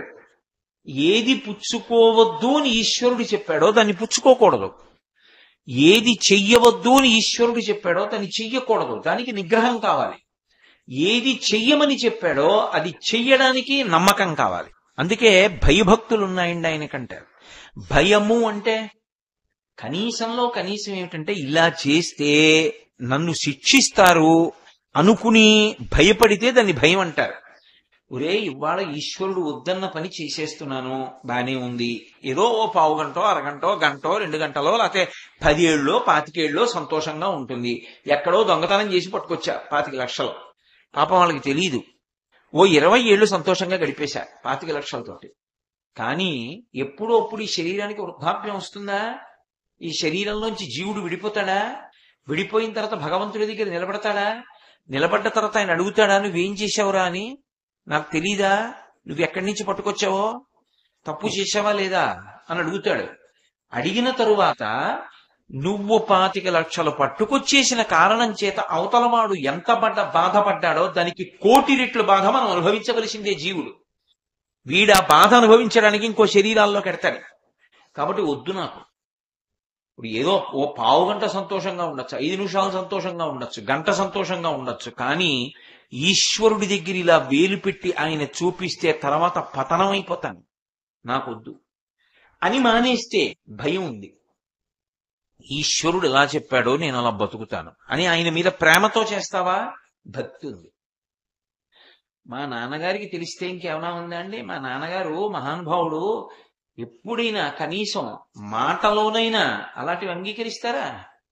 ఆయన జీవితంలో ఎప్పుడు అలాంటి తప్పు చేసిన వారు కాదు. అటువంటి తండ్రికి కొడుకునయ్యుండి నేను అటువంటి తప్పు చేయనా, నీ చేయను అని చేయడం మానేశాడు అనుకోండి, భక్తితో మానేశాడు తండ్రి మీద. మా నాన్నగారికి తెలిస్తే చంపేస్తాడు, ఇప్పుడు కాదు 25 ఏళ్ల తర్వాత తెలిసినా సరే చంపేస్తాడు. ఆయన ఒప్పుకోడు. చంపేస్తాడంటే నిజంగా చంపేస్తాడని కాదు, మా నాన్నగారు శిక్షిస్తారు, ఒప్పుకోరు. దీన్ని భయంతో మానేశాడు. నువ్వు భయంతోనైనా మానేయి, భక్తితోనైనా మానే. భయము భక్తి. అందుకే చూడండి, ఏమి రా వాడి విచ్చలవిడితనం, వాడికి భయభక్తులు లేవా అంటారు. వాడికి భయము లేదు, భక్తి లేదు. వాడే కాదు పాడయ్యేది, వాడు 10 మందిని పాడు చేసేస్తాడు. అందుకే ఈ భయము భక్తి అన్నవి లేవనుకోండి, వాడు వాడితో వదిలిపెట్టడు. వంశంలో వచ్చినటువంటి వాడి వల్ల ఏమైపోతుందంటే, కుపుత్రేణం వయో నష్టం జన్మ నష్టం కుభార్యయా అన్నారు వ్యాసుల వారు. ఎంత పుణ్యం చేసిన వాళ్ళు కానివ్వండి, పరమ దౌర్భాగ్యుడైనటువంటి వాడు వంశంలో పుడితే అంతకు ముందు 7 తరాల వాడు స్వర్గంలో ఉన్న వాళ్ళని కూడా లాగేసి నరకానికి పంపిస్తారు. నీ వంశంలో ఇటువంటి నీచుడు పుట్టాడు, అందుకని నిన్ను నరకానికి పంపిస్తున్నా అంటారు. అందుకే 7 తరాలు అటు ఇటు చూసి పిల్లనిచ్చారంటారు. అందుకే వీర్యవంతులు కావాలి అని అడగాలి పిల్లలు. చెడు వైపుకి వెళ్ళని వాళ్ళు కావాలి స్వామి నా బిడ్డలు. నా బిడ్డలే కాదు, నా వంశం అలా ఉండాలని కోరాలి. తమ దగ్గరికి వస్తే ధర్మ అర్థ కామ మోక్ష వీటితో పాటు 4 భక్తి జ్ఞాన వైరాగ్య కలిపి 7. నాకు భక్తి కావాలి. ఇప్పుడే కదా మీతో చెప్పా భయభక్తుల గురించి. నాకు భక్తి ఉండాలి. ఇందులో సద్గతి అంటారు. మళ్ళీ ఈ భక్తి ఎందు ఒక చమత్కారం ఉంటుంది. భక్తి అని నేను అన్నాను అనుకోండి, మీకు నేను తేలిగ్గా అర్థం అవడానికి ఒక మాట చెప్తాను. నా మనవడికి నేనంటే చాలా ప్రేమ. తాత తాత తాత నా వెంట పడతాడు. వాడికి అన్నీ 3 ఏళ్ళు లేవు, కానీ తాత తాత అంటాడు, నా వెంట పడతాడు. వాడే ఏం చేస్తుంటాడంటే, నేను సంధ్యావందనం చేసుకుంటున్నాను అనుకోండి, నేను ఇలా నీళ్లు చల్లుకుంటే వాడికి అదో ఆట. తాతగారు నీళ్లు చల్లుకుంటున్నారని వాడు అందులో పాత్రలో నీళ్లలో చెయ్యెట్టుకుని చల్లుకుంటాడు. నేను అర్ఘ్యం ఇచ్చాననుకోండి, వాడు నీళ్లలో చెయ్యెట్టు ఆడతాడు. ఎందుకని? తాతగారే కదా మన తాతగారు. తాతగారు ఏం చేస్తున్నారో వాడికి తెలియదు. తాతగారి మీద ప్రేమ, తాతగారి దగ్గర కూర్చోవచ్చు. అందుకని తాతగారు ఏం చేస్తున్నారో దాన్ని వాడు ఆట కింద తీసుకుని చేసుకుంటాడు. వాడికి పద్ధతి తెలియదు. తాతగారి మీద ప్రేమ ఉంది, కానీ వాడికి ఏం చేయాలో తెలియదు. తాతగారి మీద అతి ప్రేమ. అందుకని ఏం చేస్తాడు, వచ్చి నా దగ్గర నిలబడి మాట్లాడుతూ కాలు పెట్టి ఇలా తంతుంటాడు. అది ఎవరైనా నా యందు ప్రీతి కలిగిన వాళ్ళు చూశారనుకోండి, ఏమయ్యా ఆయన్ని మేమందరం గౌరవిస్తాం, ఆయనకి మనవడిగా పుట్టావు, తప్పు కదూ, తాతగారిని తన్నచ్చా, ఇటు అలా తంతు మాట్లాడతావు అని గబుక్కుని పక్కకి తీసుకెళ్ళిపోతారు. వాళ్ళది ప్రీతి, వాడిది శత్రుత్వం కాదు, ప్రీతే. బాగా గుర్తుపెట్టుకోండి, వాళ్ళది ప్రీతే, వీడిది ప్రీతే. కానీ వాళ్ళది తెలిసున్న ప్రవర్తన, వీడిది తెలియని ప్రవర్తన. భక్తి యందు కూడా అలాగే ఉంటుంది. భక్తి అంటే ప్రేమ. అది తప్పు కాదు. మొదట్లో అది తప్పు అని సిద్ధాంతం చేయకూడదు. భగవంతుని యందు ప్రేమ ఉంది, కానీ ఎలా పూజ చేయాలో తెలియదు. వాడి ఇష్టం వచ్చినట్టు చేస్తాడు. శాస్త్రం పక్కన పెట్టేస్తాడు. శాస్త్రం దాలిగిపోయింది. వీడికి ఏది నచ్చితే అదే పూజ. అది ఎక్కడుండాలి మొదట్లో. కానీ పెద్ద అయిన తర్వాత కూడా నా కొడుకు 30 ఏళ్ళు వచ్చి నా దగ్గర నించుని కాలుతో తంతూ నించున్నాడు అనుకోండి, నా ఎందు ప్రీతి కలిగిన వాళ్ళు వచ్చి చూసి, తప్పు బావ అలా నాన్నగారిని తన్నకూడదని జాగ్రత్తగా చేపట్టుకు బయటికి తీసుకెళ్తారా? నేను లోపలికి వెళ్ళిన తర్వాత బయటికి పిడిచి ఈడ్చి గోప మీద కొడతారు. బుద్ధుందా నీకు? ఎటువంటి వాడు నీ తండ్రి? కాలుతో తంతు మాట్లాడతావా? ఆయన చెప్పకపోవచ్చు, ఆయనకి మేము బిడ్డల్లాంటి వాళ్ళం, శిష్యులం, ఒళ్ళు దగ్గర పెట్టుకో, ఎప్పుడు అలా తనకు తండ్రిని అని చెప్తారు. ఎందుకని? ఒక పరిణతి వచ్చిన తర్వాత ఇంక అలా చేయకూడదు కాబట్టి. అలాగే పూజ ఒక స్థాయిలో తెలియనప్పుడు ప్రారంభంలో శాస్త్రం పక్కన పెట్టి చేశాడు. ఇప్పుడు అలా చేయడానికి కాదు, తర్వాత దిద్దుకుని శాస్త్రీయంగానే చెయ్యాలి పూజ. అది కూడా దాటిపోతే ఇంకా పూజ ఉండదు. తనలో తాను రమిస్తూ ఇక్కడే సోహం భావేన పూజయేత్, అంతర్ముఖ సమారాధ్యా బహిర్ముఖ సుదుర్లభ, అంతటా భగవంతుణ్ణే చూస్తాడు. ఇక పూజా మందిరంలో భగవంతుడు కాదు, అసలు భగవంతుడు కాని ప్రదేశం కనపడదు. తనని కొట్టిన వాళ్ళలో కూడా భగవంతుడే కనపడతాడు. రామకృష్ణ పరమహంస శిష్యుడు అలా వెళ్ళిపోతుంటే ఒక ఐశ్వర్యవంతుడు ఆవుని కొడుతూ కనపడ్డాడు. అతను గబగబా పరిగెత్తుకెళ్ళి, అయ్యో ఎందుకంటే అలా కొడతారు, ఆవుని కొట్టకూడదు, ఆవు పరదైవం అన్నాడు. ఆవుని కొట్టకపోతే నిన్ను కొట్టను రా అన్నాడు. నన్ను కొట్టండి, ఆవుని కొట్టకండి అన్నాడు. అయితే నిన్ను కొడతాను ఒంగోమ్మని అతన్ని కొట్టాడు. ఆ పిల్లాన్ని. బ్రహ్మచారి పాపం స్పృహ తప్పి పడిపోయాడు. పడిపోతే అటుగా మిగిలిన శిష్యులు వెళ్తున్నారు. అయ్యో మన తోటి బ్రహ్మచారిని కొట్టేశాడు వీడు, పడిపోయాడు స్పృహ తప్పని చెప్పి గబగబా వెళ్లి చేతుల మీద ఆశ్రమానికి తీసుకొచ్చారు. పడుకోబెట్టారు. ముఖం మీద నీళ్లు చల్లారు. కొద్దిగా తెలివి వచ్చింది. దెబ్బ తల మీద కానీ తగిలిందా ఏమి, అసలు జ్ఞాపకం ఉందా, స్పృహ ఉందా, లేకపోతే ఏ సంధిలోకి వెళ్ళిపోయాడా అని అనుమానం వచ్చి కొంచెం పాలు పట్టారు. పట్టి మేమెవరం అన్నారు. అతను అన్నాడు నవ్వి, ఇందాక నన్ను కర్ర పెట్టి కొట్టినట్టు పరమేశ్వరుడే ఇప్పుడు నాకు ముఖం మీద నీళ్లు జల్లి పాలు పడుతున్న స్నేహితుడి రూపంలో ఉన్న పరమేశ్వరుడు అన్నాడు. అంటే కొట్టినవాడు ఈశ్వరుడు, పెట్టినవాడు ఈశ్వరుడు తప్ప పరమేశ్వరుడు కానిదిందా? ఉండదు. అంతటా ఈశ్వరుణ్ణే చూస్తాడు. ఓసారి వివేకానందుడు రామకృష్ణ పరమహంస దగ్గరికి వెళ్ళి మాట అడిగాడు. ఏమంటే వాడికి దేవుడున్నాడు దేవుడున్నాడని ఎంత చెప్పినా వాడు వింటలేదు. దేవుడు లేడంటున్నాడు, మూర్ఖుడు. వాడిలో కూడా నారాయణుడు ఉంటాడా అన్నాడు. అంటే ఆయన అన్నారు, లేడనకు, వాడిలోనూ ఉన్నాడు, అప్పుడు వాడిలో ఉన్నవాడు మూర్ఖనారాయణుడు అన్నారు. తప్ప లేడనకు, ఉన్నాడు ఈశ్వరుడు. అది పెద్దల యొక్క లక్షణం. ఆ జ్ఞానం వచ్చిన తరువాత ఇక పూజా మందిరంతో సంబంధం ఉండదు. అంతటా అంతర్బహిశ్చ తత్సర్వం వ్యాప్య నారాయణ స్థిత, అంతటా భగవంతుణ్ణే చూస్తారు. ఇక భగవంతుడు అంటే గుళ్ళో ఉంటాడు, భగవంతుడు అంటే ఏదో పూజా మందిరంలో ఉంటాడు కాదు. అసలు భగవంతుడు కానిది వాళ్ళకి కనపడదు. హరిమయము విశ్వమంతయు హరి విశ్వమయుండు, హరిమయము కాని ద్రవ్యము పరమాణువు లేదు వంశపావన వింటే అంటాడు శుకబ్రహ్మ మహాజ్ఞాని కనుక భాగవతంలో పరీక్ష మహారాజుతో. అందుకే విష్ణు సహస్రనామం మొదలెడితే మొట్టమొదటి పేరు ఏమిటి విష్ణువుకి? విశ్వం. అది కదూ మొదటి పేరు. విశ్వం విష్ణుర్వషట్కారో భూత భవ్య భవత్ ప్రభు అని కదా మొదలు పెడుతున్నాం. విశ్వం అంటే ఈ సమస్తమైనటువంటి జగత్తు విశ్వం. ఈ విశ్వమంతా ఏమిటి? విష్ణువు. మనకి కనపడదు, కానీ జ్ఞానికి కనపడుతుంది. భగవంతుడుగానే కనపడతాడు మీకు. అందుకే ఒక చమత్కారం ఉంది. అభిషేకం చేసేటప్పుడు శివలింగానికి అభిషేకం చేస్తారు. అభిషేకం చేసేటప్పుడు మంత్రంగా చూస్తే ఒక ఫలితం, అది పండితే జ్ఞానం. మీరు మామూలుగా చదువుతున్నప్పుడు అంత బాగా దాని గురించి తెలియకపోతే, అర్థాలు తెలియకపోతే తెలియదు. కానీ అభిషేకం చేసేటప్పుడు నమచ్చోరాయచ శిష్ప్యాయచ పేన్యాయచ శకత్యాయచ ప్రమాహ్యాయచ అంటూ అభిషేకం చేస్తారు. నమచ్చోరాయచ అంటే ఏమిటి అర్థం? చోరుడు అంటే దొంగ. ఓ దొంగ నీకో నమస్కారం. నమ చోరాయచ, నమః అంటే నమస్కారం. చోరాయచ చ అంటే కూడా అని సంస్కృతంలో. చోరాయ చ దొంగగా కూడా ఉండేవాడా నీకో నమస్కారం అని అభిషేకం చేస్తున్నారు. నేనేం అబద్ధం అంటలా, మీ అందరు చేసే అభిషేకం అదే, నేను చేసే అభిషేకం అదే. మరి ఈవిడ దొంగ ఏమిటి? ఈశ్వరుడు. దొంగ అంటే బాగా జ్ఞాపకం పెట్టుకోండి, మనకి తెలియకుండా చేస్తే దొంగ అంటారు. మనకి ఎవరన్నా దొంగతనం తెలియకుండా చేశారనుకోండి, అమ్మ దొంగ అంటారు. అది పట్టుకుపోవడమే కాదు, ఇచ్చినా కూడా. నాకు చెప్పకుండా నా పుట్టినరోజుకి, ఏదో తెల్లారితే నా పుట్టినరోజు అనుకోండి, ఏమీ తెలియని దానిలా నా పక్కనే కూర్చుని నా పక్కనే తిరిగి నా పుట్టినరోజు తెల్లవారుదామున నేను తలస్నానం చేసి వచ్చి ఏదో బొట్టు పెట్టుకుని పూజా మందిరంలోకి వెడుతుంటే, ఏది చేశాపండి అని నాకు కొత్త వాచి పెట్టింది అనుకోండి మా ఆవిడ, నేనేమంటాను? ఇదేమిటే ఎప్పుడు కొన్నావే ఈ వాచి, డబ్బు ఎక్కడదే నీకంటాను. ఏదో మీరు అప్పుడప్పుడు ఇచ్చిన డబ్బులన్నీ పోపులు పెట్టిలో దాచి, దానికి ఆ పోపులు పెట్టి అవసరం లేదు, ఉద్యోగం చేస్తుంది అనుకోండి, అది వేరే విషయం. ఏదో కొన్నాను అంది అనుకోండి, అమ్మ దొంగ అంటాడు. అంటే నాకు తెలియకుండా ఇంత ప్రేమతో వాచి కొని తెచ్చావా అని. ఇచ్చినా దొంగ అంటాం, పట్టుకుపోయినా దొంగ అన్నాం కదా. దొంగగా ఉన్నవాడు శివుడు. అది పండిందనుకోండి జ్ఞానంలో, అప్పుడు తెలుస్తుంది అసలు జ్ఞానం అంటే ఏమిటో.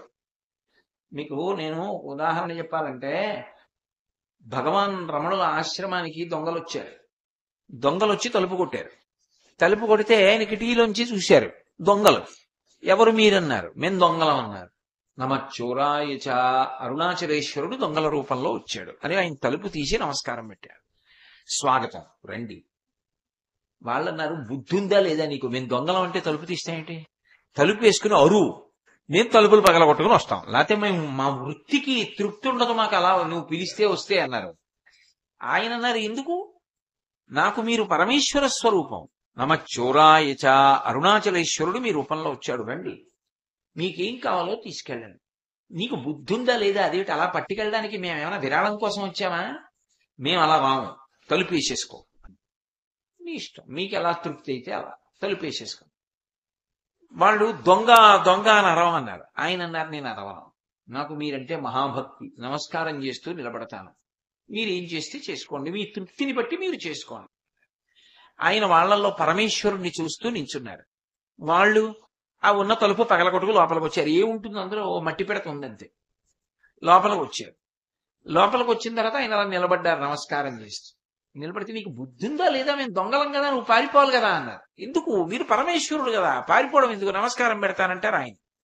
అంటే నీకు బుద్ధి లేదని వాళ్ళు ఏం చేశారంటే, పెద్ద దుడ్డు కర్ర తీసుకుని ఆయన తొడల మీద కొట్టారు గట్టిగా. కొట్టే ఇంతంత తట్లు తేరిపోయి. తీరిపోయి పోతావా పోవా అన్నారు. నీకు నేను వెళ్ళిపోతే సంతోషం అయితే స్వామి ఇప్పుడే బయలుదేరుతున్నాను, ఈశ్వరా సెలవు అని నమస్కారం పెట్టి వెళ్ళి అక్కడ కూర్చున్నారు అరువు. ఆయన అంత్యవాసులు వచ్చి పక్కన కూర్చుని అన్నారు, అయ్యయ్యో భగవన్. ఆయన గోచి పెట్టుకునేవారంతే. తొడలు ఇంతంత తట్లు తేరిపోయాయి. మాకు ఒక్క అవకాశం ఇవ్వండి, అనండి, తలలు పగలగొట్టేస్తాం ఆ దొంగలదన్నారు. ఆయన అన్నారు, నేను అన్నం తింటున్నప్పుడు నా పళ్ళ మధ్యలో నాలిక పడింది అనుకోండి, అంత సున్నితమైన నాలుకని కొరికేశారు దిక్కుమాలిన పళ్ళలారా అని పళ్ళు పీకేస్తానా? ఆ పళ్ళు కఠినంగా ఉంటాయని తెలియదే వెళ్ళి వాటి మధ్యలో ఎందుకు దూరేవని నాలుకని కొడతానా? రెండూ చేయను అని ఓర్చుకుని ఊరుకుంటాను. ఎందుకని? పళ్ళు నావే, నాలిక నాదే. ఇలా ఓదార్పు మాటలు మాట్లాడుతున్న మీరు అరుణాచలేశ్వరుడే, దొంగ అరుణాచలేశ్వరుడే, నాకు ఈశ్వరుడు కాని వాళ్ళు ఎవరూ కనపట్టలేదన్నారు. అది జ్ఞానంటే. అదిగో ఆ స్థాయి సాయిబాబా గారిది. జ్ఞానులందరూ ఒక్క స్థాయిలోనే ఉంటారు. అందులో పెద్ద స్థాయి చిన్న స్థాయి ఉండవు ఇంకా. అందుకే మహానుభావుడి యొక్క లీలలు అలా ఉంటాయి. కాబట్టి జ్ఞానికి ఇక పూజా మందిరంతో సంబంధం ఉండదు. అంతటా ఈశ్వరుడు కనపడుతూ ఉంటాడు. అలా అంతటా ఈశ్వరుడు కనబడగలిగినటువంటి స్థితికి ఎదిగిపోయాడు అనుకోండి, అప్పుడు ఆయన అద్భుతమైనటువంటి స్థాయికి వెళ్ళిపోయాడు అంటారు. దాన్ని సద్గతి అంటారు. సద్గతి అంటే గతి అంటే నడక. సత్ అంటే పరమేశ్వరుడు. ఎటువైపు నడవాలో అటువైపు నడవాలి. ఆ నడకకి ముందు ప్రారంభం ఎక్కడ అంటే ఏది మంచి ఏది చెడు తెలియాలి. ఇది చెడు అటు వెళ్లకుండా నిభాయించుకోగలిగిన శక్తి ఉండాలి. ఇది చెడు అని తెలిసిన వాళ్ళు చాలా మంది ఉంటారు. తప్పు చేసే వాళ్ళందరూ ఇది తప్పని తెలియక చేస్తున్నారని మీరు అనుకోకండి. వాళ్ళకది తప్పని తెలుసు. తెలిసి ఎందుకు చేస్తున్నాడు అంటే అది తప్పని తెలిసి చెయ్యకుండా ఉండలేనటువంటి బలహీనత. ఒకడు అది తప్పు అని తెలిసిన తర్వాత ఇక అది చేయకుండా నిభాయించుకున్నాడు. కాబట్టి రెండు మెట్లుంటాయి. అసలు తప్పేది ఒప్పేది. తప్పని తెలుసున్న తర్వాత ఇక దాని జోలికి వెళ్లకుండా ఉండగలగడం. ఒప్పు అని తెలుసున్న తర్వాత అది చెయ్యకుండా ఆగిపోకుండా నిలబడగలగడం. అంటే అది చేస్తూ ఉండగలగడం. ఒప్పుని చెయ్యాలి, తప్పుని చెయ్యకుండా ఉండాలి. బలవంతంగా నిగ్రహించుకోవడం కాదు. తప్పు చేస్తే సంతోషంగా ఉంటుందనిపించినా సరే చెయ్యకుండా ఉండగలగాలి. ఈ శక్తి మనంత మనకి కాదు. వినాయకుడి కాళ్ళు పట్టుకుంటే అనుగ్రహిస్తాడు అని సద్గతి అక్కడ మొదలు. మంచి చెడుల మధ్య వివక్ష తెలిసి ఏది మంచో దాని యందు పూనిక, ఏది చెడో దాని యందు అనురక్తి లేకపోవడం. లేకుండా మంచిని మాత్రమే పట్టుకుని ముందుకు వెళ్ళిపోతూ ఉండడం. అలా వెళ్ళగా వెళ్ళగా ఉపాసన క్రమాన్ని దిద్దుతాడు. దిద్ది చిట్ట చివరికి పండిపోయే స్థితికి వచ్చేటప్పటికి అంతటా బ్రహ్మాన్ని చూడగలిగినటువంటి స్థితికి ఎదిగిపోతాడు. అప్పుడు నమచ్చోరాయచ శిష్ప్యాయచ పేన్యాయచ శకత్యాయచ ప్రవాహ్యాయచ. మెరుపు పరమేశ్వరుడే. అదేమిటండి మెరుపు పరమేశ్వరుడేమిటి అంటే ఒక విషయం చెప్తారు. ఓ తల్లి పిల్లవాడిని స్కూలుకి పంపిస్తూ రోజు ఓ మాట చెప్పేది. అమ్మ నువ్వు రామ్మ, అమ్మ నువ్వు రామ్మ అని ఏడుస్తుంటే, నాన్న నిన్ను నన్ను కూడా చూసేవాడు భగవంతుడు. ఎప్పుడూ భగవంతుడు నిన్ను చూస్తూనే ఉంటాడురా, నిన్ను కాపాడుతూనే ఉంటాడు. ఎందుకు బెంగ పెట్టుకుంటావు? ఇంట్లో నన్ను కాపాడతాడు, స్కూల్లో నిన్ను కాపాడతాడు. దేవుడు ఉన్నాడు నాన్న అంటుండేది. నిన్ను చూసి ఎప్పుడు సంతోషంగా నవ్వుతూ ఉంటాడు భగవంతుడు, వెళ్ళిరా అనేది. రోజు పిల్లవాడు వెడుతున్నాడు వస్తున్నాడు. ఓ రోజు కుండపోత కింద వర్షం పడిపోతోంది మబ్బేసి. పిల్లవాడు ఒక్కడు రాలేడేమో అని తల్లి వెళ్ళి పిల్లవాడిని తీసుకొస్తాను. మెరుపులు మెరుస్తున్నాయి. అంతంత పెద్ద పెద్ద మెరుపులు పిడుగులకి తల్లి భయపడింది. ఈ పిల్లవాడు రారా అంటే మెరుపు వచ్చినప్పుడల్లా ఆగుతున్నాడు. ఒకసారి నీకు బుద్ధుందా లేదా, మెరుపు వస్తే ఆగుతావేంటి రా అని అంటే పిల్లాడన్నాడు, అమ్మ నువ్వు చెప్పావు కదూ దేవుడు ఎప్పుడు నన్ను చూసి నవ్వుతూ ఉంటాడు, రక్షిస్తాడని. మామయ్య మన ఇంటికి వస్తే నేను ఏం చేస్తున్నా ఫోటోలు తీసుకున్నట్టే వానలో తడిసి నీతో వెళ్ళిపోతున్న నన్ను భగవంతుడు ఫోటో తీసుకుంటున్నాడమ్మా, ఫ్లాష్ అది అన్నాడు. తల్లి మాట నమ్మిన పిల్లవాడికి అచంచల విశ్వాసం కలిగింది. చెప్పిన తల్లికి పూర్ణమైన నమ్మకం కలగలేదు. అది ఆ నమ్మకం, మంచి చెడుల వివక్ష తెలిసి ఆ మార్గంలో ప్రయాణించి ఊంచుకున్నవాడు మొదట అమాయకత్వంతో పూజ మొదలెడతాడు. దాన్ని రాగభక్తి అంటారు. మొదట ఎవరి పూజ అయినా అలాగే మొదలవుతుంది, రాగభక్తితోటే మొదలవుతుంది. ఏదో ఇవ్వాలంటే నేనేదో సక్రమంగా పూజ చేయగలిగి ఉండొచ్చు, ప్రారంభంలోనే నేను అంత గొప్పగా పూజ చేయగలనా? ఇప్పటికీ నేను పూజ చేస్తే ఏమో ఎన్ని తప్పులు ఉంటాయో నాకన్నా బాగా తెలిసిన వాళ్ళకి తెలుస్తుంది. నాకు తెలిసినవి ఇప్పుడు అనుకుంటున్నాను, కానీ నాకు తెలియనివి తప్పులు ఎన్ని ఉంటున్నాయో. మొదట రాగభక్తి తప్పులతో ఉంటుంది, కానీ అలాగే ఉండిపోకూడదు. మనవడు తంతు నించున్నట్టు నించోకూడదు. కొడుకులా ఎదగాలి. తర్వాత శాస్త్రాన్ని ఆధారం చేసుకుని వెళ్ళాలి. తర్వాత అసలు పూజా మందిరంతో సంబంధం లేదు, అంతటా పరమాత్మని చూడగలిగిన స్థితికి ఎదిగిపోతాడు. అది సద్గతి. ఇందులో నడిపించగలిగిన వాడు ముందుండి విశిష్టమైన నాయకుడు వినాయకుడు. అందుకే మాపు బుద్ధి నిత్య గణపతికి నిపుడు జయా జయ మంగళం నిత్య శుభమంగళం అంటూ మంగళహారతి ఇస్తారు ఆయన. అటువంటి సద్గతిని ఇవ్వగలిగినటువంటి వాడు. కాబట్టి మన కొరకు అడిగేటటువంటి వాటిల్లో ధర్మ, అర్థ, కామ, మోక్ష, భక్తి, జ్ఞాన, వైరాగ్యములు ఈ 7 అడుగుతారు.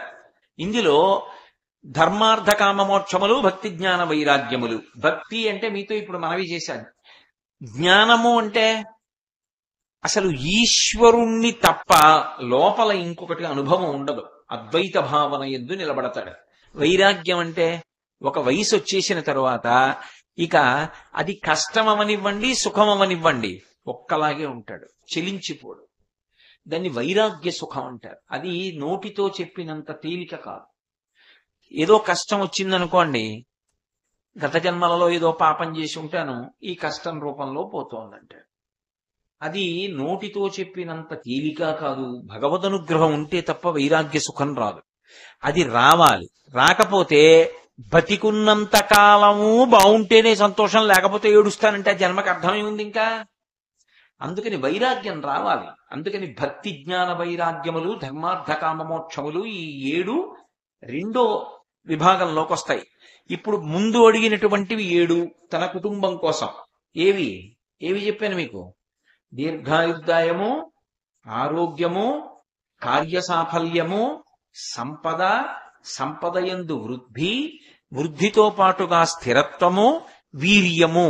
ఈ 7 కుటుంబం కోసం. తన కొరకు ధర్మ, అర్థ, కామ, మోక్ష, భక్తి, జ్ఞాన, వైరాగ్యములు 7. 14. ఒక 2 నిరంతరము కావాలని అడగాలి. పాపభంజనము, పుణ్య ఆచరణము. పాపభంజనం అంటే ఈశ్వరా నువ్వు ఏది వద్దన్నావో అది నేను చెయ్యకుండా ఉండే ధృతి నాకి, అది పాపభంజనం. నువ్వు ఏది చెయ్యమన్నావో అది తటాలున చేసేయాలి, దాన్ని ఆలస్యం చేయకూడదు. ఇంకా ఓ మంచి పని చేయాలని, ఓ పుణ్యకార్యం చేయాలనుకోండి, ఇప్పుడు భాద్రపద మాసంలో ఎందుకండి, ఆశ్వీజ మాసంలో చేస్తే దేవీ నవరాత్రుల్లో అని ఆలోచించకూడదు.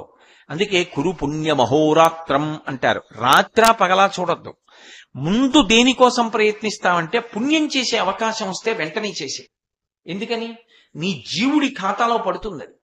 అందుకని పుణ్యం చేసుకోవాలి, పాపం చేయకుండా ఉండాలి. ఈ 2 కావాలి. ఇప్పుడు 7, 7, 2, 14, 2, 16. ఈ 16 క్రమంలో అడగాలి భగవంతుడు. ఈ క్రమంలో అడగడం అసలు దీని యొక్క వైశిష్ట్యం మనకి తెలుస్తుందా? నేను చాలా సంగ్రహంగా చెప్పాను నేను మీకు ఈ 16 గురించి. కానీ ఈ 16 అడగడం మనకి రాదు.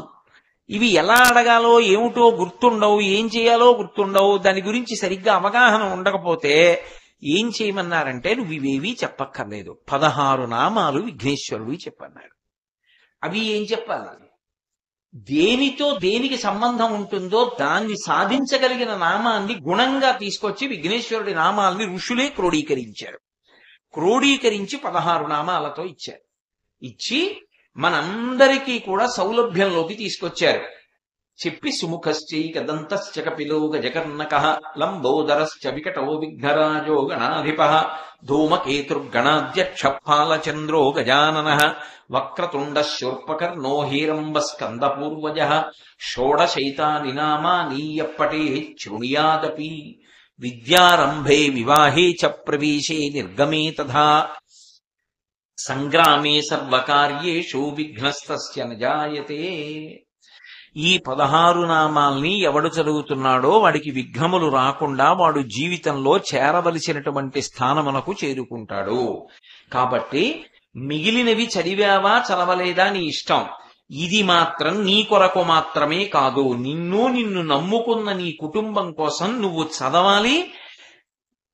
నీకు చదవకడం చేత కాకపోతే కనీసం ప్రతిరోజు ఇది చదవడం వచ్చిన వాళ్ళ దగ్గరికి వెళ్ళి చదవమని నువ్వు వినాలి. అందుకు దేవాలయ వ్యవస్థ వచ్చింది. దేవాలయంలో దీంతో ప్రారంభమవుతుంది. దేవాలయంలోకి వెళ్ళి వింటారు ఒకసారి. దేవాలయంలో ఈ 16 నామాలతో ఉన్న శ్లోకాలని బోర్డు పెడతారు. మాకు కాకినాడలో అయ్యప్ప స్వామి దేవస్థానంలో విఘ్నేశ్వరుడి పక్కనే ఈ నామాలు రాసి ఉంటాయి. స్తోత్రం, ఈ స్తోత్రం ఉండాలి ప్రతి చోట, ప్రతి దేవాలయంలో ఉండాలి ఈ స్తోత్రం. ఎందుకని? చాగంటి కోటేశ్వరరావు చెప్తున్నది కాదు, ఋషి ప్రోక్తం. అది 16 నీకు జీవితంలో ఏవి కావాలో అవి ఆ 16 నామాలు చెప్పడం వల్ల ఇవ్వబడతాయి. హామీ ఇస్తున్నారు ఋషులు. అందుకని అవి 16 శ్లోకంగా రాయాలి. అది కూడా చదువుకోలేని వాళ్ళు ఉంటారని 16 నామాలుగా రాయాలి. రాస్తే రోజు చదువుకుంటారు.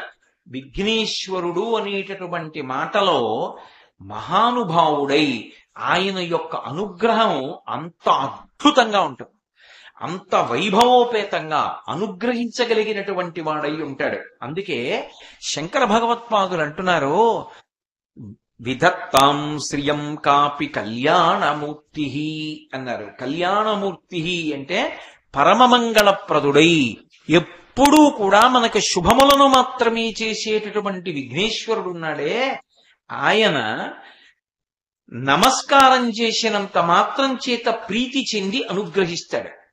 అలా అనుగ్రహించేటటువంటి కళ్యాణమూర్తి విధత్తాం శ్రియం, నాకు ఈ శ్రియం అభివృద్ధిని, నాకు ఈ 16టిని ఎల్లవేళలా ఇచ్చి నన్ను కాపాడుగాక. అందుకే మీరు చూడండి, విఘ్నేశ్వరుడు గురించి ఎప్పుడు మాట్లాడినా కూడా ఒక్క విషయాన్ని మాత్రం ప్రస్తావన చేస్తారు. సదా ఈ మాట విడిచిపెట్టరు, ఎప్పుడు అన్న మాట వేస్తూ ఉంటారు. అగజానన పద్మార్కం గజానన మహర్నిశం అనేకదంతం భక్తానాం ఏకదంతముపాస్మహే అంటారు. ఆ శ్లోకం చమత్కారంగా ఉంటుంది.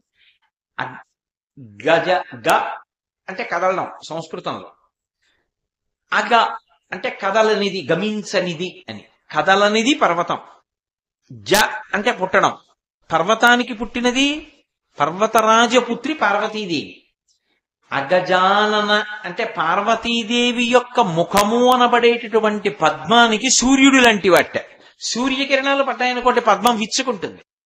ఎవరిని చూస్తే పార్వతీదేవి మురిసిపోయి విచ్చుకుంటుందట ఆవిడ ముఖం. అంటే విఘ్నేశ్వరుణ్ణి చూస్తే ఆవిడ ముఖం విచ్చుకుని ప్రసన్నురాలవుతుందట. అందుకే మీకు ఉపాసనలో చమత్కారం ఏమిటో తెలుసా? ఆవిడ ఒక్కొక్కసారి పరమశివుడికి కూడా దూరంగా ఉండి తపస్సు చేసి పరమశివుడితో కలుస్తూ ఉంటుంది. అలా కలిసినప్పుడు ఆవిడ ఎవరితో కలిసి వస్తుందంటే విఘ్నేశ్వరుడితో కలిసి వస్తుంది. శ్రీకాళహస్తిలో చమత్కారమైన క్షేత్రం. పరమశివుడి పక్కన ఉండదు అమ్మవారు జ్ఞానప్రసూనాంబ. పరమశివుడు పశ్చిమాన్ని చూస్తాడు, జ్ఞానప్రసూనాంబ తూర్పుని చూస్తూ ఉంటుంది. అమ్మవారు ఎవరితో వచ్చిందో తెలుసా? అక్కడికి విఘ్నేశ్వరుడితో వచ్చింది. అమ్మవారు విఘ్నేశ్వరుణ్ణి చూస్తే వెంటనే ప్రసన్నురాలైపోతుంది. ఆయన హేరంబ అని ఒక శబ్దం ఉంది ఆయనకి. హేరంబ అంటే మొన్ననే మీతో నేను చెప్పాను, 5 ఏనుగు ముఖాలతో ఉండి సింహవాహనం మీద పెడతాడు అని. హేరంబ అంటే ఇంకో అర్థం ఉంది. ఎటువంటి కొడుకు పుడితే తండ్రి సంతోషిస్తాడో అటువంటి కొడుకుని హేరంబుడు అంటారు. విఘ్నేశ్వరుడికి హేరంబుడు అని పేరుంది. ఎందుకని? తండ్రికి అన్నిటికన్నా గొప్ప కోరిక ఏమిటంటే కొడుకుతో కలిసి ఉండాలి అని కోరుకుంటాట. తండ్రికి అది గొప్ప సౌఖ్యం. పురుషుడు పొందేటటువంటి అదృష్టములు కొన్ని చెప్పింది శాస్త్రం. అందులో అదృష్టములలోకెల్లా పెద్ద అదృష్టంగా పురుషుడికి పెద్ద వయస్సు వచ్చిన తరువాత దేన్ని చెప్తారంటే పుత్రగాత్ర పరిష్వంగాన్ని చెప్తారు. కొడుకుని ముట్టుకోవడం, కొడుకుని కౌగిలించుకోవడం, కొడుకుతో కలిసి కూర్చోవడం, నాన్నగారండి అని వచ్చి కొడుకు ఓసారి కాళ్ళు పట్టి వెళ్ళడం, తండ్రి కొడుకు ఒకే ఆచ్ఛాదన కింద పడుకోవడం. అంటే ఒకే ఇంట్లో ఆయన ఆ గదిలో పడుకుంటాడు, ఈయన ఈ గదిలో పడుకుంటాడు. రోజు కొడుకు వంక చూసి కొడుకుని ముట్టుకుని కొడుకు తనని ముట్టుకుంటుంటేట తండ్రి ఆయుర్దాయం పెరుగుతుంది. అసలు మీకు చమత్కారం చెప్తే తెల్లబోతారు. ప్రాణోత్క్రమణం అవుతున్నప్పుడు 1,00,000 తేళ్లు కరిచిన బాధ కలుగుతుంది. అందుకు స్పృహ తప్పుతాడు అంటుంది శాస్త్రం. 1,00,000 తేళ్లు కరిచినటువంటి బాధ ఎవరికి తగ్గిపోతుందంటే కొడుకు ఒడిలో తలపెట్టుకున్న తండ్రికి పోతుంది. అందుకే కొడుకు ఒడిలో తలపెట్టుకుని శరీరం విడిచిపెట్టిన తండ్రి కాని తల్లి కాని కాశీపట్టణంలో వెళ్ళిపోయినట్టే. అందుకే వృద్ధుడైన తండ్రి పొందేటటువంటి అదృష్టములలోకెల్లా అదృష్టం ఏమిటంటే కొడుకుతో కలిసి ఉండడం. ఒకప్పుడు ఉమ్మడి కుటుంబ వ్యవస్థ అందుకు వచ్చింది. అదే పెద్దవారు ఆయనకి ఉన్న భాగ్యాన్ని నేను తీసేయకూడదని తండ్రి కన్నా గొప్పగా కోడలు గౌరవించేది. కన్న కూతురి కన్నా ఎక్కువగా కోడల్ని అత్తమామలు చూసుకునేవారు. చక్కగా తండ్రి కొడుకులు కలిసి ఒక ఇంట్లో ఉండేవారు. ఆ మనవణ్ణి చూసుకుంటేట తండ్రికి ఒక పెద్ద కోరిక తీరుతుంది. ఎందుకనంటే మీరు కొంచెం జాగ్రత్తగా గమనించండి. ఓ 55 ఏళ్లు తండ్రికి వచ్చాయనుకోండి, కొడుక్కి ఎన్ని ఏళ్ళు వస్తాయి? ఓ 25 ఏళ్ళో 30 ఏళ్ళో వస్తాయి. పోనీ ఇప్పుడు ఉన్నటువంటి స్థితిని బట్టి. అప్పటికి వాడు ఇంకో ఊళ్ళో ఎక్కడో పెళ్లి చేసుకుని ఉన్నాడు అనుకోండి.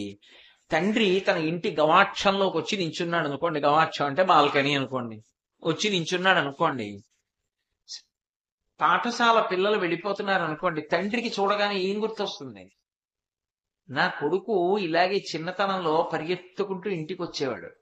వాడిని కూర్చోపెట్టి కాళ్ళు కడుక్కురారా అని వాడికి పాఠం చెప్పేవాడిని.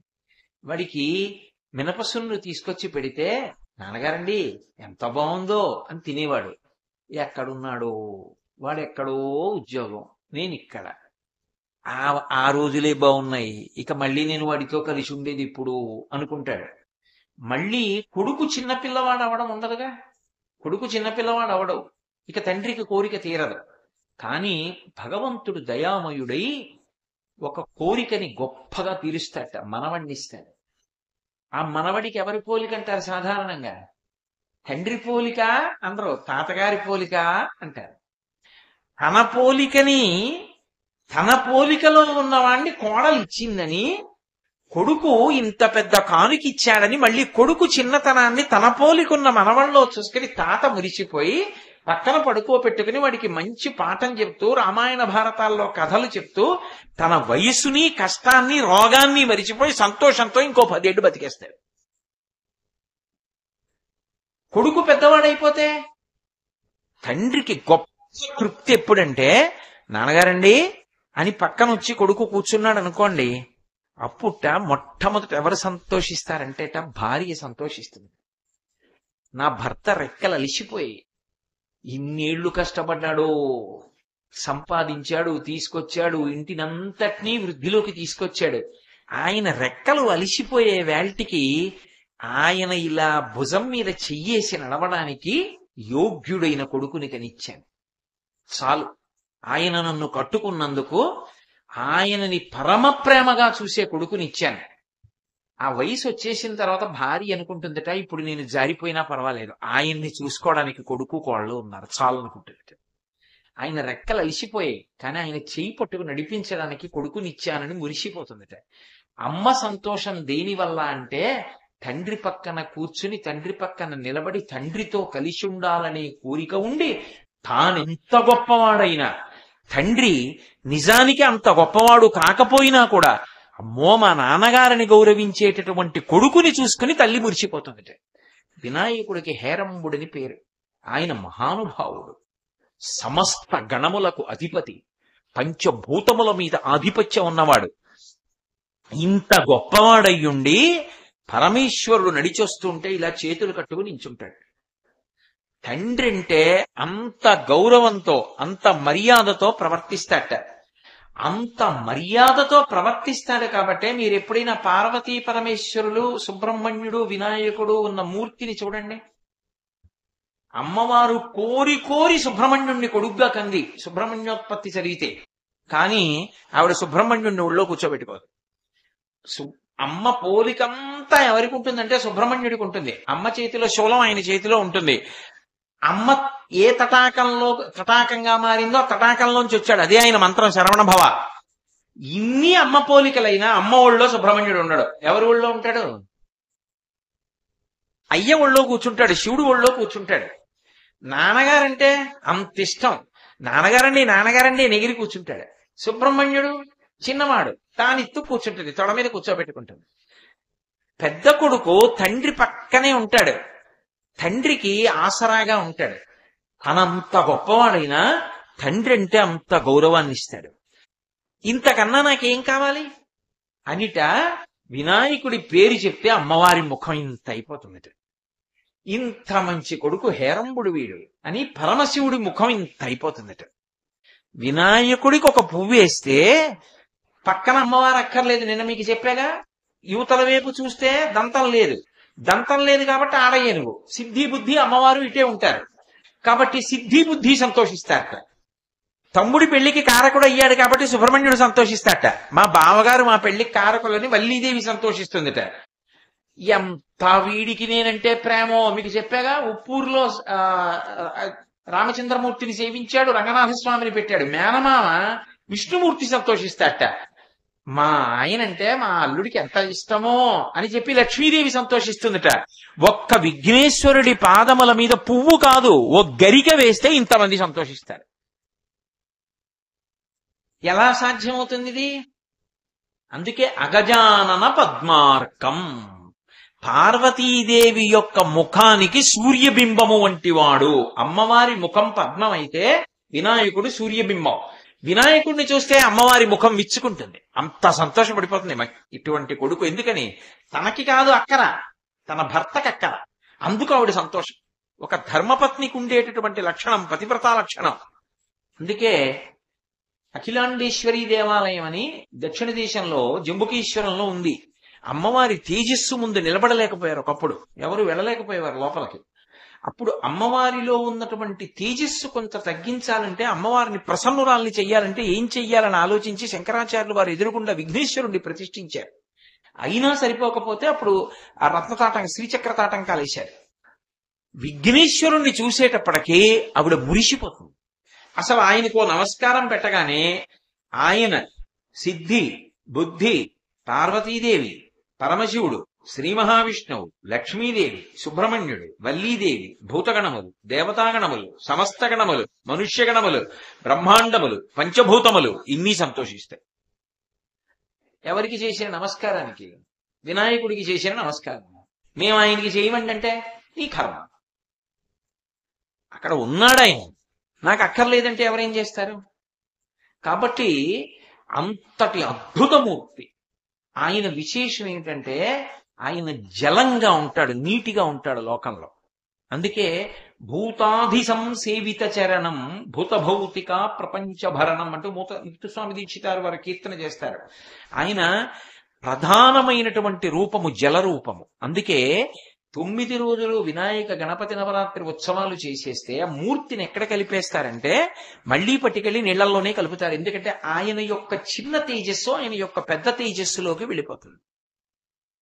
అంతేకాదు, ఆయన పూజ చేసిన కారణం చేత మనందరికీ కూడా ఆరోగ్యం సిద్ధిస్తుంది, బాహ్యంలో కూడా. ఎందుకని? ఆయనకి పత్రులతో పూజ చేస్తాం. నేరేడు మారేడు నెలవంక మామిడి దుర్వార చెంగల్వ ఉత్తరేణు వేరు వేరుగా తెచ్చి వెట్కతో పూజింత్రు పర్వమున దేవ గణపతికి నిపుడు జయ జయ మంగళం నిత్య శుభమంగళం అని చదువుతుంటాం కదా. ఇందులో అన్ని ఔషధీతత్వం ఉన్నవి. నేరేడు, తెల్లారి లేస్తే నేరేడు పళ్ళు కోరుకుని ఎవరు తింటారు? మధుమేహ వ్యాధిగ్రస్తులందరూ తింటారు. 2, నేరేడు పండు సంవత్సరానికి ఒక్కసారైనా తినమంటారు. ఎందుకో తెలుసా? జీర్ణం కాకుండా లోపల ఉండిపోయిన వెంట్రుక కూడా జీర్ణం అయిపోతుందంటారు. పొరపాటున వెంట్రుక లోపలికి వెడితే నేరేడు పండు స్పర్శకి జీర్ణం అవుతుందంటారు. అంతటి ఔషధీతత్వం. అటువంటి నేరేడు, మారేడుకి చెప్పవలసిన అవసరం ఏముంది? అసలు మారేడుని మించినటువంటి ఔషధి ప్రపంచంలో లేదు. అటువంటివన్నీ కూడా ఇక నేను ఒక్కొక్క పత్రి గురించి ఎక్కడ చెప్పను. ఒక్కొక్క పత్రిది అంతంత ఔషధీతత్వం. అందుకే వాటిని నిర్ణయించారు. అవి వచ్చి మట్టితో చేయబడిన మూర్తి పృథివీతత్వం మూలాధార చక్రానికి ఉంటుంది. ఆ మట్టితో ఉన్న మూర్తికి తగిలింది అనుకోండి, అందులోంచి రసాయన చర్య చేత మనందరినీ కాపాడగలిగినటువంటి విషయములు విడుదలవుతాయి. ఇప్పుడు ఈ మట్టి మూర్తిని పత్రిని పట్టుకెళ్లి నదులలో కలిపారనుకోండి, శ్రావణ మాసం నదికి పురిటి కాలం. ఒక్కొక్క వస్తువుకి ఒక్కొక్క పురిటి కాలం ఉంటుంది. పురిటి కాలంలో చూడండి ముట్టుకోరు. ఏదో ప్రసూతి గృహంలో ఉంటారు, స్నానం చేసింది పిల్ల అని చెప్పి అప్పుడు పుణ్యాహవాచనం చేయిస్తారు. అలా ప్రతిదానికి చింతపండు దగ్గర నుంచి ప్రతిదానికి పురిటికాలం ఉంటుంది, అందులో ముట్టుకోరు, అప్పుడు ఆ వస్తువు తినరు. నదికి శ్రావణ మాసం పురిటికాలం, అందుకే శ్రావణ మాసంలో నదీ స్నానం చెయ్యరు. భాద్రపద మాసం వస్తే స్నానం చేయాలి. శ్రావణ మాసంలో విషతుల్యములవుతాయి నీరు, విషం ప్రవేశిస్తుంది నీటిలోకి. ఎందుకని అంటే 2 కారణాలు. ఒకటి, మబ్బు బాగా కిందకి దిగిపోతుంది, చంద్రకిరణములు పడవు, ఓషధీతత్వం అమృత కిరణ స్పర్శ తగ్గిపోతుంది నీటికి. రెండవది, ఈ వరద ఎక్కడ పెరిగి నీరు ప్రవాహం వస్తుందో తెలియదు. ఇప్పుడు ఇక్కడ గోదావరి పొంగింది అనుకుంటాం, కానీ ఇక్కడ గోదావరి పొంగడానికి పైన ఎక్కడో పెద్ద వానలు పడి ఎక్కడ ప్రవాహం పైకి బాగా ఉధృతంగా వస్తుందో తెలియదు. అలా వస్తున్నప్పుడు ఏదో పుట్టల నుంచి ఎక్కువచ్చేస్తుంది. వచ్చినప్పుడు పుట్టల్లో కలుగుల్లో ఉన్నటువంటి పెద్ద పెద్ద పావులు నీటిలో కొట్టుకొస్తూ అవి విషాన్ని చిమ్ముతాయి, నీరు విషమైపోతుంది. పైగా అనేకమైన అక్కర్లేని వస్తువులన్నింటినీ ముట్టుకుంటూ వస్తుంది నీరప్పుడు. వచ్చినప్పుడు నీటి యందు దోషము ప్రబలుతుంది, బురద రంగులోకి వస్తుంది నీరు. అప్పుడు విఘ్నేశ్వర ప్రతిమ, మట్టితో ఉన్న ప్రతిమ, 21 రకాల పత్రులు, ఓషధీతత్వం కలిగిన పత్రులు నదీ జలాల్లో కలిస్తే ఈ పత్రి అంత ములిగి లోపలికి వెళ్లి కూర్చుంటుంది. వీటిల్లోంచి ఓషధీతత్వం వస్తుంది, మారేడులోంచి మారేడు, తులసిలోంచి తులసి. ఈ మధ్య శాస్త్రవేత్తలు కూడా అంగీకరిస్తున్నారు, నీటిలో ఫ్లోరైడ్ ఉన్న చోట్ల విపరీతమైన వ్యాధులు వచ్చేవి, తులసితో కలిస్తే ఫ్లోరైడ్ కూడా విరిగిపోతుంది అని ఇప్పుడు శాస్త్రవేత్తలు అంగీకరించారు. ఆ తులసి ఇటువంటివన్నీ నదీ గర్భంలోకి వెళ్ళాయనుకోండి, ఆ పత్రి స్పర్శ చేత నీరంతా కూడా మళ్ళీ త్రాగడానికి యోగ్యమైపోయి భాద్రపద మాసం నుంచి మళ్ళీ ఆ నీళ్లన్నీ తాగడం మొదలుపెట్టి, ఆ నీళ్లన్నీ పొలాల్లోకి వచ్చి పంటలకి వాటికి ఉపయోగించడం మొదలుపెట్టి మళ్ళీ స్నానం చేస్తారు. కాబట్టి విఘ్నేశ్వరుడి యొక్క ఆరాధన బాహ్యంలోనే కాదు, ఆంతరమునందు కూడా సర్వజనులకు ఉపయుక్తమైనటువంటి విశేషం. అందుకే అగజానన పద్మార్కం, అమ్మవారి ముఖమనబడేటటువంటి పద్మము ఆ విఘ్నేశ్వరుడి యొక్క ముఖమనబడేటటువంటి సూర్యబింబాన్ని చూడగానే విచ్చుకుంటుందిట. గజానన మహర్నిశం, ఏనుగు ముఖం కలిగినటువంటి వాణ్ణి ఏదో ఒకసారి కాదు, అహర్నిశం, రాత్రి పగలు కూడా నేను ధ్యానిస్తున్నాను. అనేకదం తం తానాం, అనేకదంతం కాదు, అనేక దం, అనేకమైనటువంటి కోరికలను భక్తులకు ఇచ్చేటటువంటి వాణ్ణి. అనేక దం తం భక్తానాం ఏకదంతం ఉపాస్మహే. ఏకదంతం అంటే ఒకే దంతం ఉన్నవాణ్ణి ఉపాస్మహే. ఉపాస్మహే అంటే దగ్గరగా ఉన్నాను అంటే ఆయన గురించే ఆలోచించి రాత్రి పగలు ఆయనకి నేను నమస్కరించుచున్నాను. అందుకే విఘ్నేశ్వర నమస్కారాన్ని ఎప్పుడు చెప్పినా ఏదో ఒక్కసారి అని వాడరు. అందుకే శంకర భగవత్పాదులు కూడా ఈ శ్లోకాన్ని ప్రారంభం చేసేటప్పుడు సదాబాల రూపాపి విఘ్నాద్రిహంత్రి అని మొదలుపెట్టారు. సదా, ఎప్పుడూ నమస్కరించవలసిన వాడెవరు అంటే విఘ్నేశ్వరుడు. ఎప్పుడో ఒకసారి కాలసలు, అస్తమానం ఓసారి ఆయన్ని తెలుసుకుని నమస్కారం చేస్తూ ఉండాలి. అందుకే గణపతి అయ్యారు. గ అంటే కదలిక. మన కదలికలన్నీ క్షేమంగా ఉండేటట్టు చూడగలిగినటువంటి వాడు ఎవరు అంటే ఆయన. అటువంటి గణపతిని, విఘ్నేశ్వర ముఖం ఉన్నవాణ్ణి తప్పకుండా నమస్కారం చెయ్యాలి. అది ఆ శ్లోకం యొక్క విశేషం. అయితే నేను మీకు ఒక్క విషయాన్ని ఇవాళ ప్రత్యేకంగా చెప్పాలి అని అనుకుంటున్నాను. శమంతకోపాఖ్యానము అని చెప్పి ఒక కథ వింటుంటాం. మనకి లోకంలో ఏదైనా ఒక వ్రతం చేశామనుకోండి, ఏ వ్రతమైన ఋషి ప్రోక్తం. ఆ వ్రతం ఎలా చెయ్యాలో ఋషి చెప్తాడు. వ్రతానికి కల్పం అంటారు, అందులో ఏ కథ చదువుకోవాలో కూడా ఋషి చెప్తాడు. ఆ కథని చదువుకుంటుంటాం. ఏదో శ్రావణ శుక్రవారం వచ్చిందనుకోండి, వరలక్ష్మి వ్రతం కథ, చారుమతి కథ అని చదువుకుంటాం. అన్నవరం సత్యనారాయణ స్వామి వారి వ్రతం చేశామనుకోండి, 5 కథలు ఉంటాయి, ఆ 5 కథలు చదువుకుంటూ ఉంటాం. అలాగే ఏదో కాత్యాయని వ్రతం చేశామనుకోండి, దానికి సంబంధించిన కథ. ప్రతిదానికి ఒక కథ ఉంటుంది. ఆ కథలో అసలు ఆ పూజ ఎవరు చేశారు, ఎలా చేశారు, దానివల్ల ఏ ఫలితాలు వచ్చాయి అన్నీ చెప్తారు. ఒక్క విఘ్నేశ్వరుడికి సంబంధించినటువంటి కథ మాత్రం కేవలముగా అదేదో ఎలా చెయ్యాలో తెలుసుకోవడానికి కాదు, అదొక పరమాద్భుతమైనటువంటి విశేషంతో ఉంటుంది. మిగిలినటువంటి ఏ వ్రతానికి లేనటువంటి అద్భుతమైన విశేషాలతో కూడుకున్న కథ ఒక్క వినాయక వ్రత కల్పానికే ఉంది. అయితే దురదృష్టం ఏమిటంటే ఇవాళ చిన్న చిన్న పుస్తకాల్లో మనం ఏది వినాయక వ్రత కల్పంలో ఉన్నటువంటి కథ అని చదువుతున్నామో ఆ కథ సమగ్రమైనటువంటి రూపంతో లేదు. అసలు వినాయక వ్రతంలో చదువుకోవలసినటువంటి కథని పరాశర మహర్షి విష్ణు పురాణంలో ఇచ్చారు, వ్యాస భగవానుడు స్కంద పురాణంలో ఇచ్చాడు. మీరు ఎట్లాగూ వినాయక వ్రతం చేయబోతున్నారు కాబట్టి ఒక్కసారి వినాయక వ్రత కథని విన్నారనుకోండి, అసలు కథ ఏది, ఎలా చదవాలి అన్నది మీకు అర్థం అవుతుంది. దాని కొరకు మీకు నేను ఇవాళ ప్రత్యేకంగా ఈ విషయాన్ని చెప్పబోతున్నాను.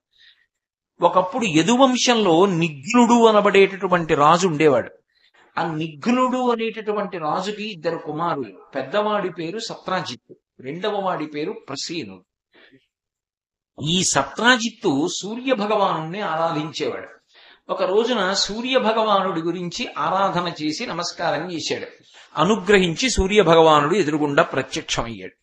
అసలు సూర్యుడే వెలిగిపోతుంటాడు. ఆయన వెలుగుకు తోడు ఆయన మెడలో శమంతకమణి ఉంది, అది మరింత దిదీప్యమానంగా వెలిగిపోతాను. ఈ చూసినటువంటి ఆ సత్రాజిత్ అన్నాడు, నాకు ఆ శమంతకమణిని ఇమ్మని అడిగాడు. అడిగితే సూర్యనారాయణమూర్తి అన్నారు, నాకు అభ్యంతరం లేదు, నీకు ఇస్తాను, కానీ ఈ మణి విషయంలో ఒక జాగ్రత్త తీసుకోవాలి. ఇది బాహ్యమునందు ఆంతరమునందు శౌచంతో ఉన్న వాళ్ళు మాత్రమే ధరించాలి. అంటే బాహ్యంలో అశౌచం ఉండకూడదు. అంటే ఎప్పుడు స్నానం చెయ్యాలో అప్పుడు స్నానం చెయ్యడము, ఎప్పుడు కాళ్ళు కడుక్కోవాలో అప్పుడు కాళ్ళు కడుక్కోవడం, ఆచమనీయం చేయడం చేసిన వాడైతేనే దీన్ని ధరించాలి. 2 ఆంతర శౌచం ఉండాలి. అంటే లోపల అపవిత్రమైనటువంటి భావనతో ఉండకూడదు. ఈ 2 లేకుండా ఎవరైనా ఈ మణిని ధరిస్తే ఈ మణి ప్రభావం చేత వాడు చచ్చిపోతాడు. అలా బాహ్యాభ్యంతర శౌచం ఉంటే ఈ మణి రోజుకి 8 బారువుల బంగారం పెడుతుంది. ఈ మణి ఎక్కడుందో అక్కడ అగ్ని సంబంధమైన వాయు సంబంధమైనటువంటి ఉపద్రవములు ఏర్పడవు. అతివృష్టి అనావృష్టి ఇటువంటి బాధలు ఉండవు. అందరూ సంతోషంగా ఉంటారు. జాగ్రత్త సుమా, అడిగామనిస్తున్నాను. ఈ మణిని బాహ్యాభ్యంతర శౌచంతో ధరించమని ఇచ్చాడు. సత్రాజిత్తు దాన్ని మెళ్ళలో వేసుకుని ద్వారకానగరంలో నడిచొస్తున్నాడు. చూశారు పౌరులు, అబ్బా సూర్యుడే నడిచొస్తున్నాడు అనుకున్నారు. ఆ మణి యొక్క కాంతికి తిన్నగా వెళ్లి కృష్ణ పరమాత్మకి చెప్పారు. కృష్ణ పరమాత్మకి తెలియనిది ఏముంటుంది, మహానుభావుడు పరిపూర్ణావతారం. ఇంత గొప్ప మణి, రోజుకి 8 బారువుల బంగారం పెట్టే మణి ఎక్కడ ఉందో అక్కడ అగ్ని వాయు సంబంధమైన ఉపద్రవములు లేకుండా, అతివృష్టి అనావృష్టి లేకుండా చూడగలిగినటువంటి మణి కేవలం ఒక వ్యక్తి దగ్గర ఉండడం కన్నా రాజు దగ్గర ఉంటే రాజ్యానికి అంతటికీ క్షేమం. అందుకని సత్రాజిత్తుని పిలిచి ఆ మణిని మహారాజుకిమ్మని అడిగాడు. వెంటనే సత్రాజిత్ అన్నాడు, ఇది నేను సూర్యనారాయణమూర్తి దగ్గర నా కొరకని పుచ్చుకున్నాను, నేను ఇవ్వనన్నాడు. ఇవ్వనని తిరిగి వెళ్ళిపోతూ మనసులో శంక పెట్టుకున్నాడు. ఈ కృష్ణుడు చిన్నతనం నుంచి దొంగతనాలకు అలవాటు పడ్డవాడు కాబట్టి మణిని దొంగతనం చేసి ఎత్తుకుపోతాడు నా ఇంట్లోంచి. పరిపూర్ణావతారమైనటువంటి కృష్ణ పరమాత్మ మీద నిందావాక్యాలు పలికి మనసులో ఆయన మీద అన్యమైన భావన పెట్టుకున్నాడు. లోపల శౌచం పోయింది. తన దగ్గర ఉంటే ప్రమాదం వస్తుందేమో అని తమ్ముడు ప్రసేనుణ్ణి పిలిచి, ఒరే నువ్వు ధరించరా ఈ మణి అని తమ్ముడికి ఇచ్చాడు. ప్రసేనుడు ఆ మణి ధరించాడు. ధరించి ఆయన వేటకి బయలుదేరాడు. ఆ ప్రసేనుడు వేటకి వెళ్ళినప్పుడు ప్రసేనుడితో పాటుగా కృష్ణ భగవానుడు కూడా వెళ్ళాడు. కొంతమంది మిత్రులు సైన్యం కూడా వెళ్ళారు. ఆ రోజు సవితి తిథి, భాద్రపద మాసంలో శుక్లపక్షంలో సవితి. చీకటి పడిపోతోంది, ఇక సాయంకాలం అయిపోయింది, చీకటి పడుతోంది. ఆ చీకటి పడుతున్న వేళలో ఈ ప్రసేనుడు వేటాడుతూ ముందుకెళ్ళాడు. కృష్ణుడు ఒక పక్కకెళ్ళాడు, ప్రసేనుడు ఒక పక్కకెళ్ళాడు. ప్రసేనుడికి శరీర శోధన చేసుకోవలసిన అవసరం వచ్చింది. శరీర శోధనము అంటే మూత్ర విసర్జనం చేయవలసి వచ్చింది. అరణ్యంలో పక్కకెళ్ళి మూత్ర విసర్జన చేశాడు.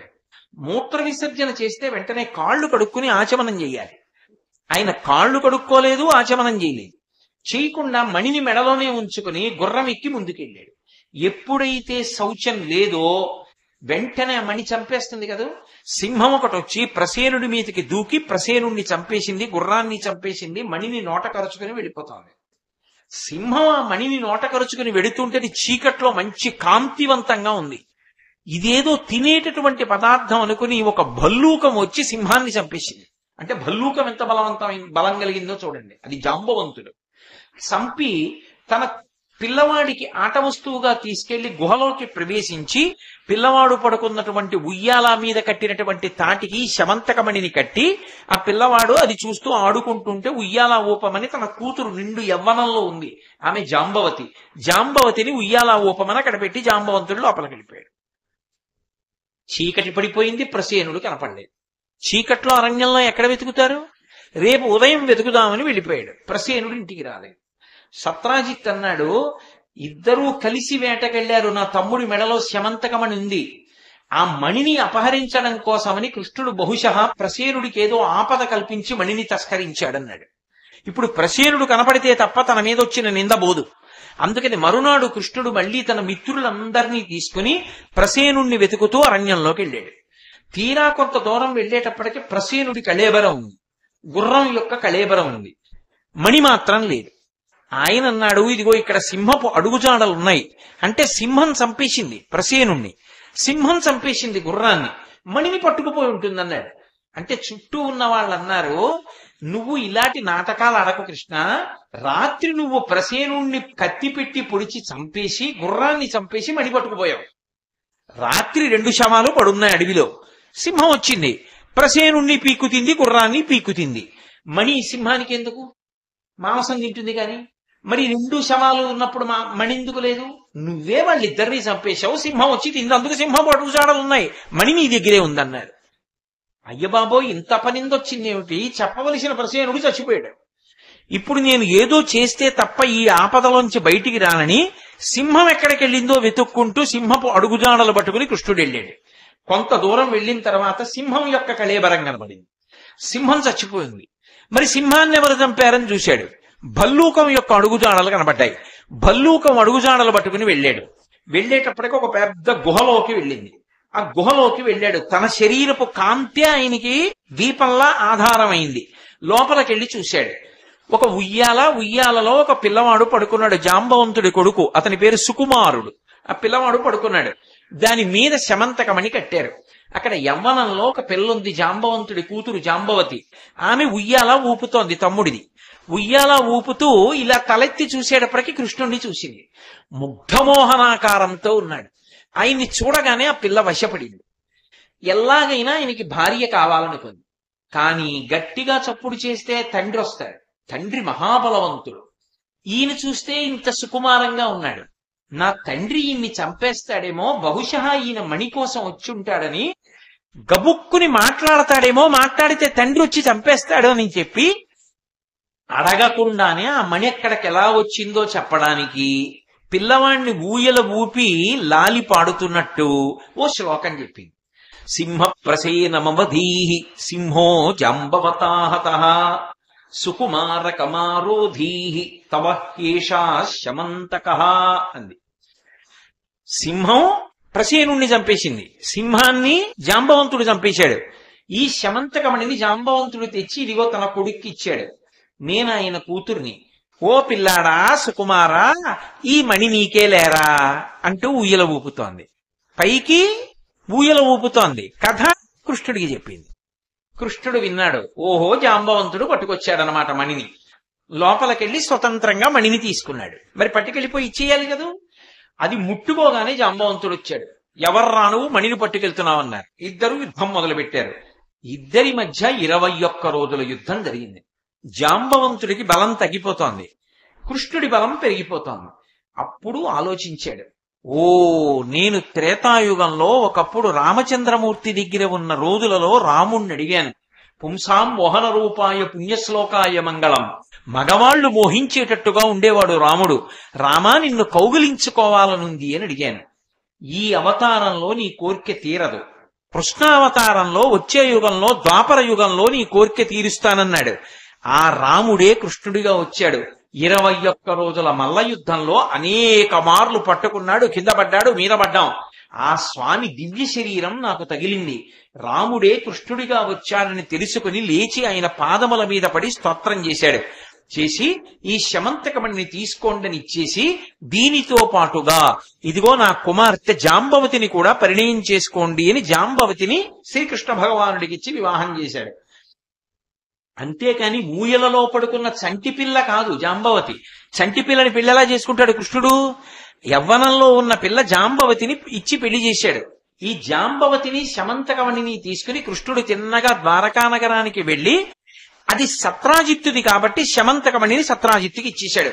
నాయనా నేను ఎత్తుకుపోలేదు, నీ తమ్ముడు ప్రసేనుడు బాహ్య శౌచం పోతే సింహం చంపింది, సింహాన్నేమో జాంబవంతుడు చంపాడు, జాంబవంతుడు గుహలో పెట్టాడు, నేను వెళ్ళి పట్టుకొచ్చాను, ఇదిగో వాళ్ళ పిల్లనిచ్చి పెళ్లి చేశాడు, నీ మణి నువ్వు పట్టుకుపో అన్నాడు. చాలా సిగ్గుపడిపోయాడు సత్రాజిత్తు. అయ్యయ్యయ్యయ్యో, ఈ మణి వచ్చినప్పటి నుంచి కృష్ణుడిని నిందలేశాను, నా తప్పైపోయింది కృష్ణ. ఈ మణితో పాటు నాకున్న ఒకే ఒక్క కుమార్తె సత్యభామని కూడా నువ్వు తీసుకో అని చెప్పి సత్యభామనిచ్చి వివాహం చేశాడు. ఒక మణి తెచ్చుకుందామంటే 2 మణులు దొరికాయి, జాంబవతి సత్యభామ. సరే సత్యభామని కూడా వివాహం చేసుకున్నాక అన్నాడు, నీకెటూ కొడుకులు లేరు, కూతురేగా, ఇవాళ కాకపోతే రేపు ఆస్తి నాదే, ఆ మణి నాకే వస్తుంది, కొన్నాళ్ళైనా నీ దగ్గర ఉంచుకో, వచ్చినప్పటి నుంచి భయంతో దాన్ని వాళ్ళకి వీళ్ళకి ఇస్తున్నావు, ఇప్పుడు ఇంకా బెంగలేదుగా, నీ దగ్గరే ఉంచుకో అని మణినిచ్చాడు. మణిని ఆయనకి ఇచ్చాడు. ఇచ్చిన తరువాత అంటే మీకు మళ్ళీ అనుమానం రావచ్చు, త్రేతాయుగంలో జాంబవంతుడు ద్వాపర యుగంలో ఎలా ఉన్నాడండి అని. రామచంద్రమూర్తి అవతార పరిసమాప్తిలో 4 చిరంజీవులుగా వరమిచ్చారు. హనుమకి, విభీషణుడికి, జాంబవంతుడికి, మైందుడికి, ద్వివిధుడికి 5 ఇచ్చారు. అందులో ఒకడు కాబట్టి జాంబవంతుడు చిరంజీవిగా ఉన్నాడు కలియుగ ప్రారంభం వరకు. కాబట్టి ద్వాపర యుగంలో కృష్ణ భగవానుడి యొక్క దర్శనం చేశాడు.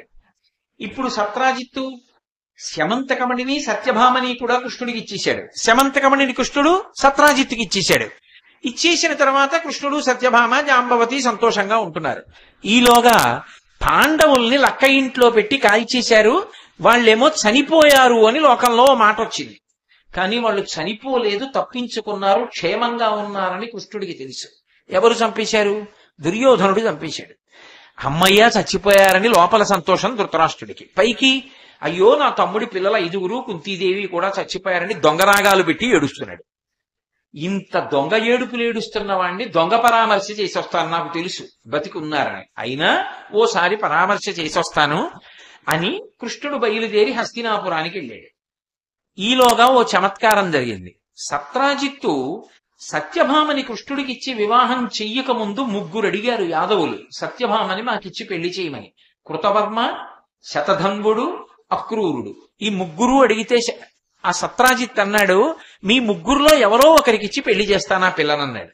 కానీ అకస్మాత్తుగా మలుపులు తిరగడంలో ఆ మణిని సత్యభామని కూడా కృష్ణుడికి ఇచ్చేశాడు.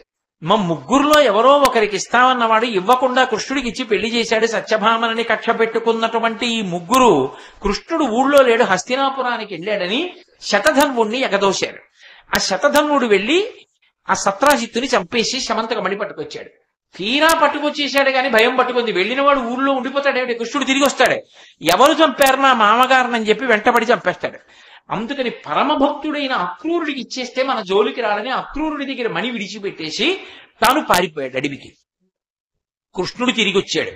తిరిగి వచ్చి ఏమైంది మా మామగారి కంటే, మీ మామగారిని శతధనుడు చంపేశాడన్నారు. మణి ఏదన్నారు, శతధనుడు ఎత్తుకుపోయాడన్నారు. అయితే శతధన్వుణ్ణి పట్టుకుంటానని కృష్ణుడు బయలుదేరాడు. నేను వస్తానరా నీతో అని బలరాముడు బయలుదేరాడు. ఇద్దరు రథంలో బయలుదేరారు. ముందు గుర్రం మీద శతధన్వుడు పారిపోతున్నాడు. అడవిలో చాలా దూరం వెళ్లిన తరువాత శతధన్వుడి గుర్రం డస్సిపోయి కింద పడిపోయింది. గుర్రం వదిలి కాలికి బుద్ధి చెప్పి పరిగెత్తుకుంటూ పారిపోతున్నాడు శతధన్వుడు. నేల మీద పరిగెడుతున్న వాణ్ణి రథంలో వెళ్లి పట్టుకోవడం మర్యాద కాదు కదా అన్నయ్య, నువ్వు ఇక్కడే ఉండు, నేను శతధన్వుడి వెంట వెళ్లి పట్టుకుని నేను వాణ్ణి యుద్ధంలో ఓడించి శమంతకమణి ఎక్కడ దాచాడో అడిగి తీసుకొస్తానన్నాయా అన్నాడు. బలరాముడు కూర్చున్నాడు రథంలో. కృష్ణ పరమాత్మ వెళ్ళాడు. ఏదో అటు పరిగెత్తాడు, ఇటు పరిగెత్తాడు, ఏదో పొదలోకి వెళ్ళాడు. ఇద్దరి మధ్య యుద్ధం జరిగింది. ఆ యుద్ధం జరగడంలో శతధన్వుడు చచ్చిపోయాడు. చనిపోతే ఆయన ఒళ్ళంతా వెతికాడు, ఎక్కడ శమంతకమణి కనపడలేదు. వెనక్కి తిరిగి వచ్చాడు. బలరాముడు అడిగాడు, ఎరా దొరికిందా శమంతకమణి అన్నాడు. అన్నయ్య శతధన్వుడితో యుద్ధం చేశాను, చంపేశాను, కానీ అన్నయ్య మణి లేదు వాడి దగ్గర అన్నాడు. బలరాముడు అన్నాడు, శమంతక మణి తీసుకొస్తానని వెళ్ళి శరధన్వుడిని చంపేసి వచ్చావా?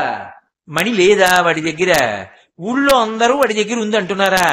చిన్నప్పటి నుంచి నీది దొంగ బుద్ధే కదరా. ఇప్పుడు ఆ మణి నా దగ్గర ఉందని చెప్తే 8 బారువుల బంగారంలో అన్నగారిని నాకు 4 బారువులు ఇవ్వవలసి వస్తుందని లేదన్నయ్యా అని చెప్తున్నావా? అంటే ఆ మణి నీ దగ్గరే పెట్టుకుందామనే. నీలాంటి దొంగ తమ్ముడితో నేను ఉండలేనురా అని రథం దిగి ఎంత బతిమాలినా వినకుండా జనక మహారాజు గారి యొక్క నగరం విదేహ రాజ్యానికి వెళ్ళిపోయాడు బలరాముడు. చాలా చిన్న బుచ్చుకుని ఇదేం ప్రారంధం రా, ఈ మణి నన్ను వదలదు, నాకు ఈ కష్టాలు వదలవు అని కృష్ణ పరమాత్మ అంతఃపురానికి వచ్చారు. వచ్చి జాంబవతి మందిరానికి వెళ్ళారు. చాలా చిన్న బుచ్చుకుని ఉన్నారు. ఏం అలా ఉన్నారంది ఆవిడ. ఏం లేదు, శమంతకమణిని శతధన్వుడు ఎత్తుకుపోయాడన్నారు, వెళ్ళి శతధన్వుడిని చంపాను, కానీ వాడి దగ్గర లేదన్నారు. అంటే ఆవిడంది, అసలు మీకు ఈ శమంతకమణి ఇచ్చిన వాడు ఎవరు? మా నాన్న. మీరా మణి పట్టుకెళ్ళి ఎవరికి ఇచ్చేశారు? మా నాన్న మీకిస్తే మీ దగ్గర పెట్టుకోవాలి, తగుదునమ్మా అని సత్రాజిత్తుకి ఇచ్చారు. సత్రాజిత్తు తన కూతురికి ఇస్తాడనే మీరు ఇచ్చారు కావాలని. అంతని సత్యభామని పెళ్లి చేసుకున్నారు. ఇచ్చింది మా నాన్న, కానీ మా మామగారు ఇచ్చారని సత్రాజిత్తు పేరు చెప్తున్నారు. అసలు మీకు ఇచ్చిన మా నాన్నగారు. మా నాన్నగారి పేరు ఊరు పేరు లేకుండా పోయింది. సత్యభామ కోసం సత్రాజిత్తుకి ఇచ్చి సత్యభామని పుచ్చుకుని ఆ మణి సత్రాజిత్తు ఇచ్చాడని లోకంలో ప్రచారం చేశారు. ఇప్పుడు ఆ మణి తీసుకొచ్చిస్తే మా నాన్నగారు ఇచ్చారు కదా అని నా మందిరంలో పెట్టుకుంటానేమో అని మణి దొరకలేదు జాంబవతి అని సత్యభామ దగ్గర పెట్టారు, నాకు తెలియదు అనుకోకండి అని. అమ్మ బాబోయ్, ఇది ఎక్కడ ఉపద్రవం అని సత్యభామ మందిరానికి వెళ్ళాడు. మణి ఏదందావు అంటే లేదు శరధన్వుడి దగ్గర అన్నాడు. నాకు అర్థమైంది, జాంబవంతుడు మీకు ఆ మణి ఇచ్చాడు, దాన్ని పట్టుకొచ్చి మా నాన్నకి ఇచ్చారు. అసలు మణి తెచ్చిన వాడు ఎవరు? సూర్యుడి దగ్గర నుంచి మా నాన్న. తర్వాత కదా జాంబవంతుడికి వెళ్ళింది. అసలు మణి మా నాన్నగారిది.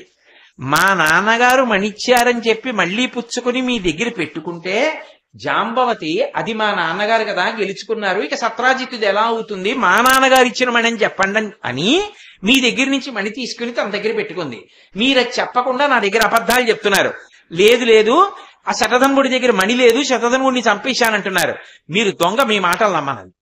ఇదెక్కడి ప్రారంభం సార్? ఆ మణి లేదంటే బలరాముడు నమ్మడు, ఆ మణి లేదంటే ప్రజలు నమ్మరు, ఆ మణి లేదంటే సత్యభామ నమ్మదు, ఆ మణి లేదంటే జాంబవతి నమ్మదు. అందరూ చూపాడు అంటున్నారు. ఎవరు మణి లేదు ఆయన దగ్గర, అక్రూరుడి దగ్గర ఉంది. అక్రూరుడు ద్వారకలో లేడు. ఎందుకని అంటే ఆయన మహాకృష్ణ భక్తుడు. ఇదేమా కృష్ణుడి పట్ల అపచారం చేశాను, కృష్ణుడి మామగారిని చంపి మణి తెస్తే పుచ్చుకున్నానని సిగ్గుపడిపోయి ఆయన కాశీపట్టణానికి వెళ్ళిపోయాడు. ఆ మణి రోజు పెట్టిన బంగారం అంతా అన్నదానం చేసేస్తున్నాడు. మణి ఎక్కడుంది కాబట్టి కాశీపట్టణంలో ఏ ఉపద్రవం లేదు. ఇక్కడ కృష్ణుడికి ఇదెక్కడి ప్రారంభం, అసలు ఇలా ఎందుకు జరిగింది అర్థం కాక తలపట్టు కూర్చున్నాడు. నటన పరిపూర్ణ అవతారం ఆయనకి తెలియదు, మన కోసం. ఇంతలో నారదుడు వచ్చాడు. ఏమి పరమాత్మ అలా ఉన్నారన్నారు. అంటే ఏమీ లేదయా, మణి ఎక్కడుందో తెలియట్లేదు, ఏమిటి అందరూ నా మీద అపనింద వేస్తున్నారు అన్నారు. అంటే నారదుడు అన్నాడు, మీకు ఎందుకు వచ్చిందో తెలుసా అపనింద? ప్రసేనుడితో కలిసి వేటకెళ్లిన రోజు భాద్రపద శుక్లపక్ష చవితి. ఆ రోజు రాత్రి మీరు తలెత్తి ప్రసేనుడి కోసం వెతుకుతూ చూసినప్పుడు చంద్రబింబాన్ని చూశారు, అందువల్ల వస్తున్నాయి అపనిందలన్నారు. భాద్రపద శుక్లపక్ష చవితి నాడు చంద్రబింబం చూస్తే అపనిందలు ఎందుకు వస్తాయన్నాడు. అంటే ఒకానొకప్పుడు భాద్రపద శుక్లపక్ష చవితి నాడే వరసిద్ధి వినాయకుడు అవతార స్వీకారం చేశాడు. సదాబాల రూపాపి, పిల్లవాడి రూపంలో ఉండే చేతిలో కుడుములు అవి పట్టుకుని అలా సంతోషంగా చంద్రలోకానికి వెళ్ళాడు. చంద్రుడు బాహ్యంలో చాలా అందంగా ఉంటాడు. కవులందరూ కూడా ఎవరైనా అందమైన స్త్రీ కనపడింది అనుకోండి చంద్రముఖి అంటుంటారు. అందుకని చంద్రుడికి నేను అందంగా ఉంటానని గర్వం. విఘ్నేశ్వరుడు మరుగుజ్జు వాళ్లే ఉంటాడు. లంబోదరం విశాలాక్షం వందేహం గణనాయకం అని కదూ. అంత పొట్టిగా ఉండి పెద్ద బొజ్జ వేసుకుని చేతిలో కుడుములు పట్టుకుని వస్తుంటే ఆయన్ని చూసి నేను ఇంత అందగాన్ని ఆయన చూడు ఎలా ఉన్నాడో అని పక్క పక్క పక్క పక్క నవ్వాడు. పొట్ట వెళ్ళిపోవడాలు, ఉండ్రాలు దొల్లిపోవడాలు ఇలాంటివి ఏం లేవు పురాణంలో. వెంటనే విఘ్నేశ్వరుడు చూశాడు, నువ్వు పైకి అందగాడివి, లోకాలని అనుగ్రహించి నేను లోపలి అందగాడిని. నీకు అహంకారం ఎక్కువై ఎవరు ఏమిటో తెలియకుండా ప్రతి వాళ్ళని చూసి నవ్వడం అలవాటైంది. ఇక పైన నిన్ను ఎవరు చూసినా వాళ్ళకి నిందలొస్తాయని. ఇక ప్రతిరోజు రాత్రి అయ్యేటప్పటికీ ఈ చంద్రుడు కనపడతాడో ఏమిటో అని ఎవ్వరూ చూడకుండా ఇలా చెయ్యి అడ్డం పెట్టుకుని వెళ్ళేవారు. చిచి అందరూ నేను కనపడతానని చెయ్యడ్డం పెట్టుకుంటున్నారు, పూర్వం చంద్రబింబం చంద్రబింబం అని నా కాంతిలో కూర్చునేవారు అని సిగ్గుపడి చంద్రుడు తన పుట్టిన పాల సముద్రంలోకి వెళ్ళిపోయాడు. చంద్రుడు లేకపోతే ఔషధీతత్వం ఉండదు, ధాన్యం భూమిలో వేస్తే మళ్ళీ ధాన్యం పుట్టవు, పంటలు ఆగిపోయాయి. ప్రజలందరూ గగ్గోలు పెట్టేశారు.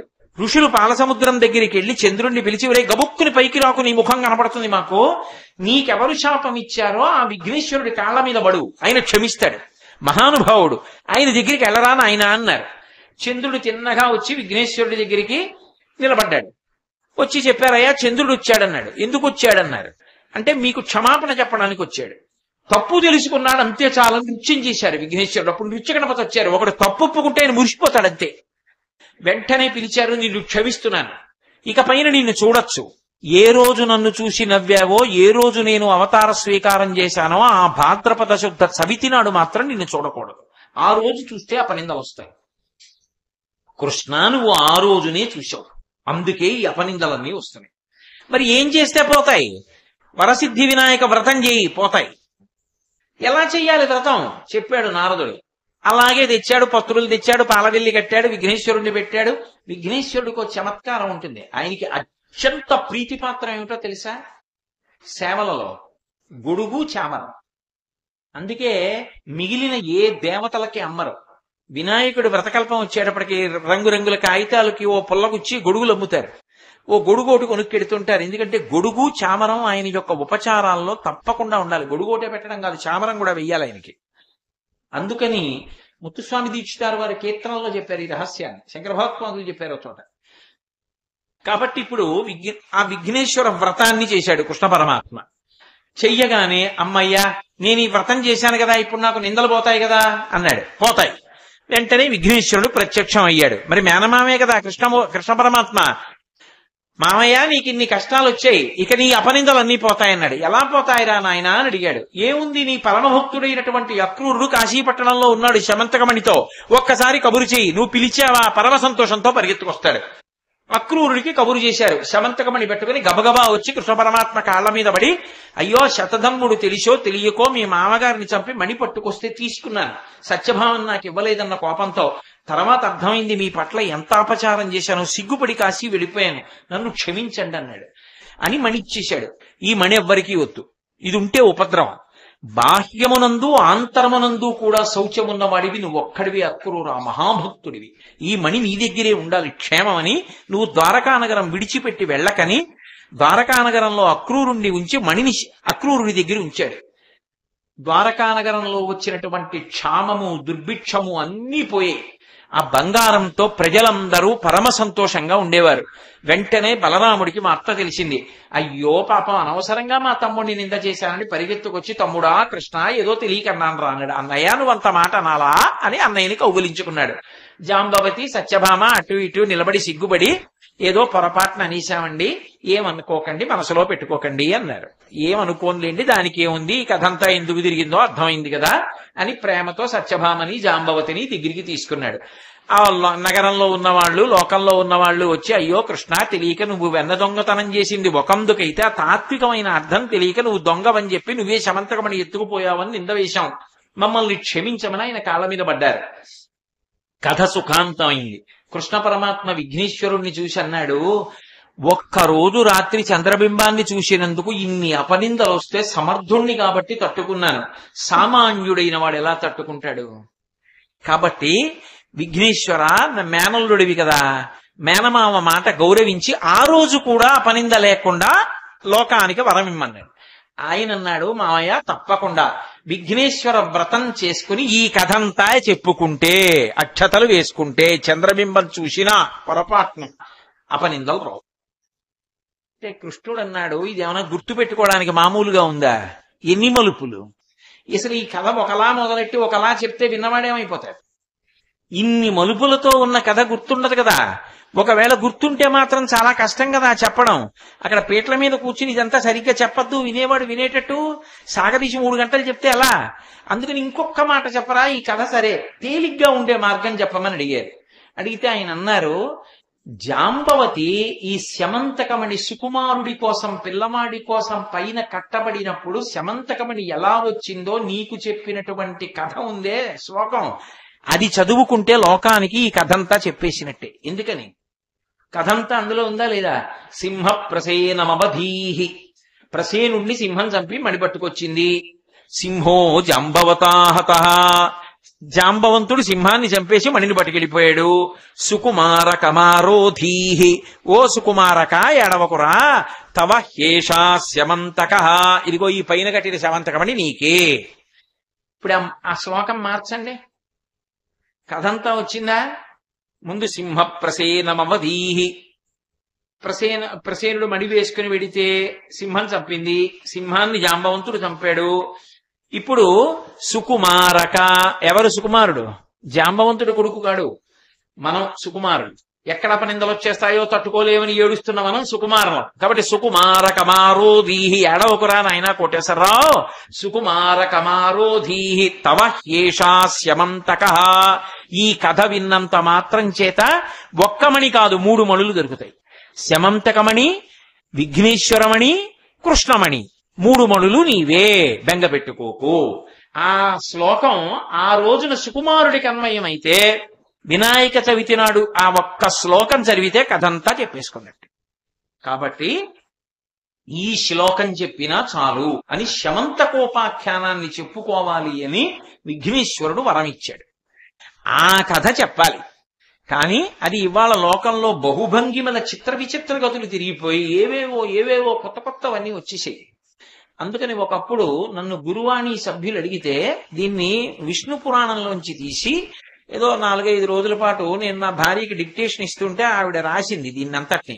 దీన్ని గురువాణి వాళ్ళు ప్రచురించారు పుస్తకం కింద. అవి ఏదో కొద్ది ప్రతులు వేశాం. ఆ పుస్తకంలో ఆ శ్లోకం, ఆ కథ, వినాయక వ్రతం ఎలా చెయ్యాలి, అందులో దోసపండు నైవేద్యం పెట్టాలన్న విషయం కూడా చెప్పారు. ఆ విషయాలు అన్ని పొందుపరిచి ఓ చిన్న పుస్తకాన్ని ప్రచురించాం. అప్పుడు ఆ పుస్తకంలో కథ అందరూ చదువుకోవడానికి వీలుగా వ్రాసాం. అది నా దగ్గర ఎక్కువ ప్రతులు లేవు, అప్పుడు వేసినవే బహుకొద్ది, ఏదో కొద్ది మందికి ఇచ్చాం. అయితే మీ అందరికీ వాటిని అందించడం కోసం ఏదో ఉన్నటువంటి ప్రతుల్లో కొన్ని ప్రతుల్ని 3, 4, 2, 6 ప్రతులు, ఈ 6 పుస్తకాలు నేను ధర్మరాజు గారికి అందజేస్తా. ఎవరైనా కావాలి అన్న వాళ్ళుంటే మీరు ఆ కథాభాగాన్ని జెరాక్స్ చేసుకుని తీసుకోమని చెప్పండి. అప్పుడు వినాయక చవితి దగ్గరలో ఉంది కాబట్టి పాపం వాళ్ళు ఎవరైనా కథ మేము సక్రమంగా చదువుకుంటాము అంటే ₹1 పెడితే జెరాక్స్ తీసుకుని చదువుకోగలుగుతారు. అందుకని మీకు బహూకరిస్తున్నాను ఈ పుస్తకాలు 6. ఏమండి? కాబట్టి వినాయక వ్రతం చేసుకున్నప్పుడు దోషం లేకుండా వినవలసినటువంటి శమంతకోపాఖ్యానాన్ని కూడా మీకు ఇప్పుడు నేను చెప్పేశాను. మీరు ఆ శ్లోకం ఒకటి చదువుకున్నా, కనీసం కథ గుర్తు చేసుకున్నా, అందులోంచి మళ్ళీ జెరాక్స్ తీసి చదువుకున్నా చాలు. కాబట్టి ఈసారికి వేట్లపాలెంలో నేను చేస్తున్నటువంటి ఈ 3 రోజుల ప్రసంగాల పరంపర 2 రోజులలో వచ్చేస్తున్నటువంటి వినాయక వ్రతకల్పం, విఘ్నేశ్వర వైభవం గురించి చెప్పుకుంటే మీ అందరి మనస్సులు కూడా, మనందరి మనస్సులు స్వామి పాదముల యందు నిలబడితే అందరికీ అనుగ్రహం కలుగుతుంది. మనందరం సంతోషంగా ఉంటాం. స్వామి అనుగ్రహంతో అందరూ సుఖశాంతులతో ఉండాలని ఈ విషయం మీద ఈసారి ప్రసంగాలు చేశాను. 3 రోజుల పాటు ఇన్ని వేల మంది ఎక్కడి నుంచి ఎక్కడ వరకు ఉన్నారో అలా కూర్చుని నించుని ఎక్కడ చోటు దొరికితే అక్కడ కూర్చుని విన్నారు. మీ అందరి భక్తి ప్రపత్తులకి విఘ్నేశ్వరుడు సాయిబాబా గారు మిమ్మల్ని తప్పకుండా అనుగ్రహిస్తారు అని నా ప్రగాఢమైనటువంటి విశ్వాసం.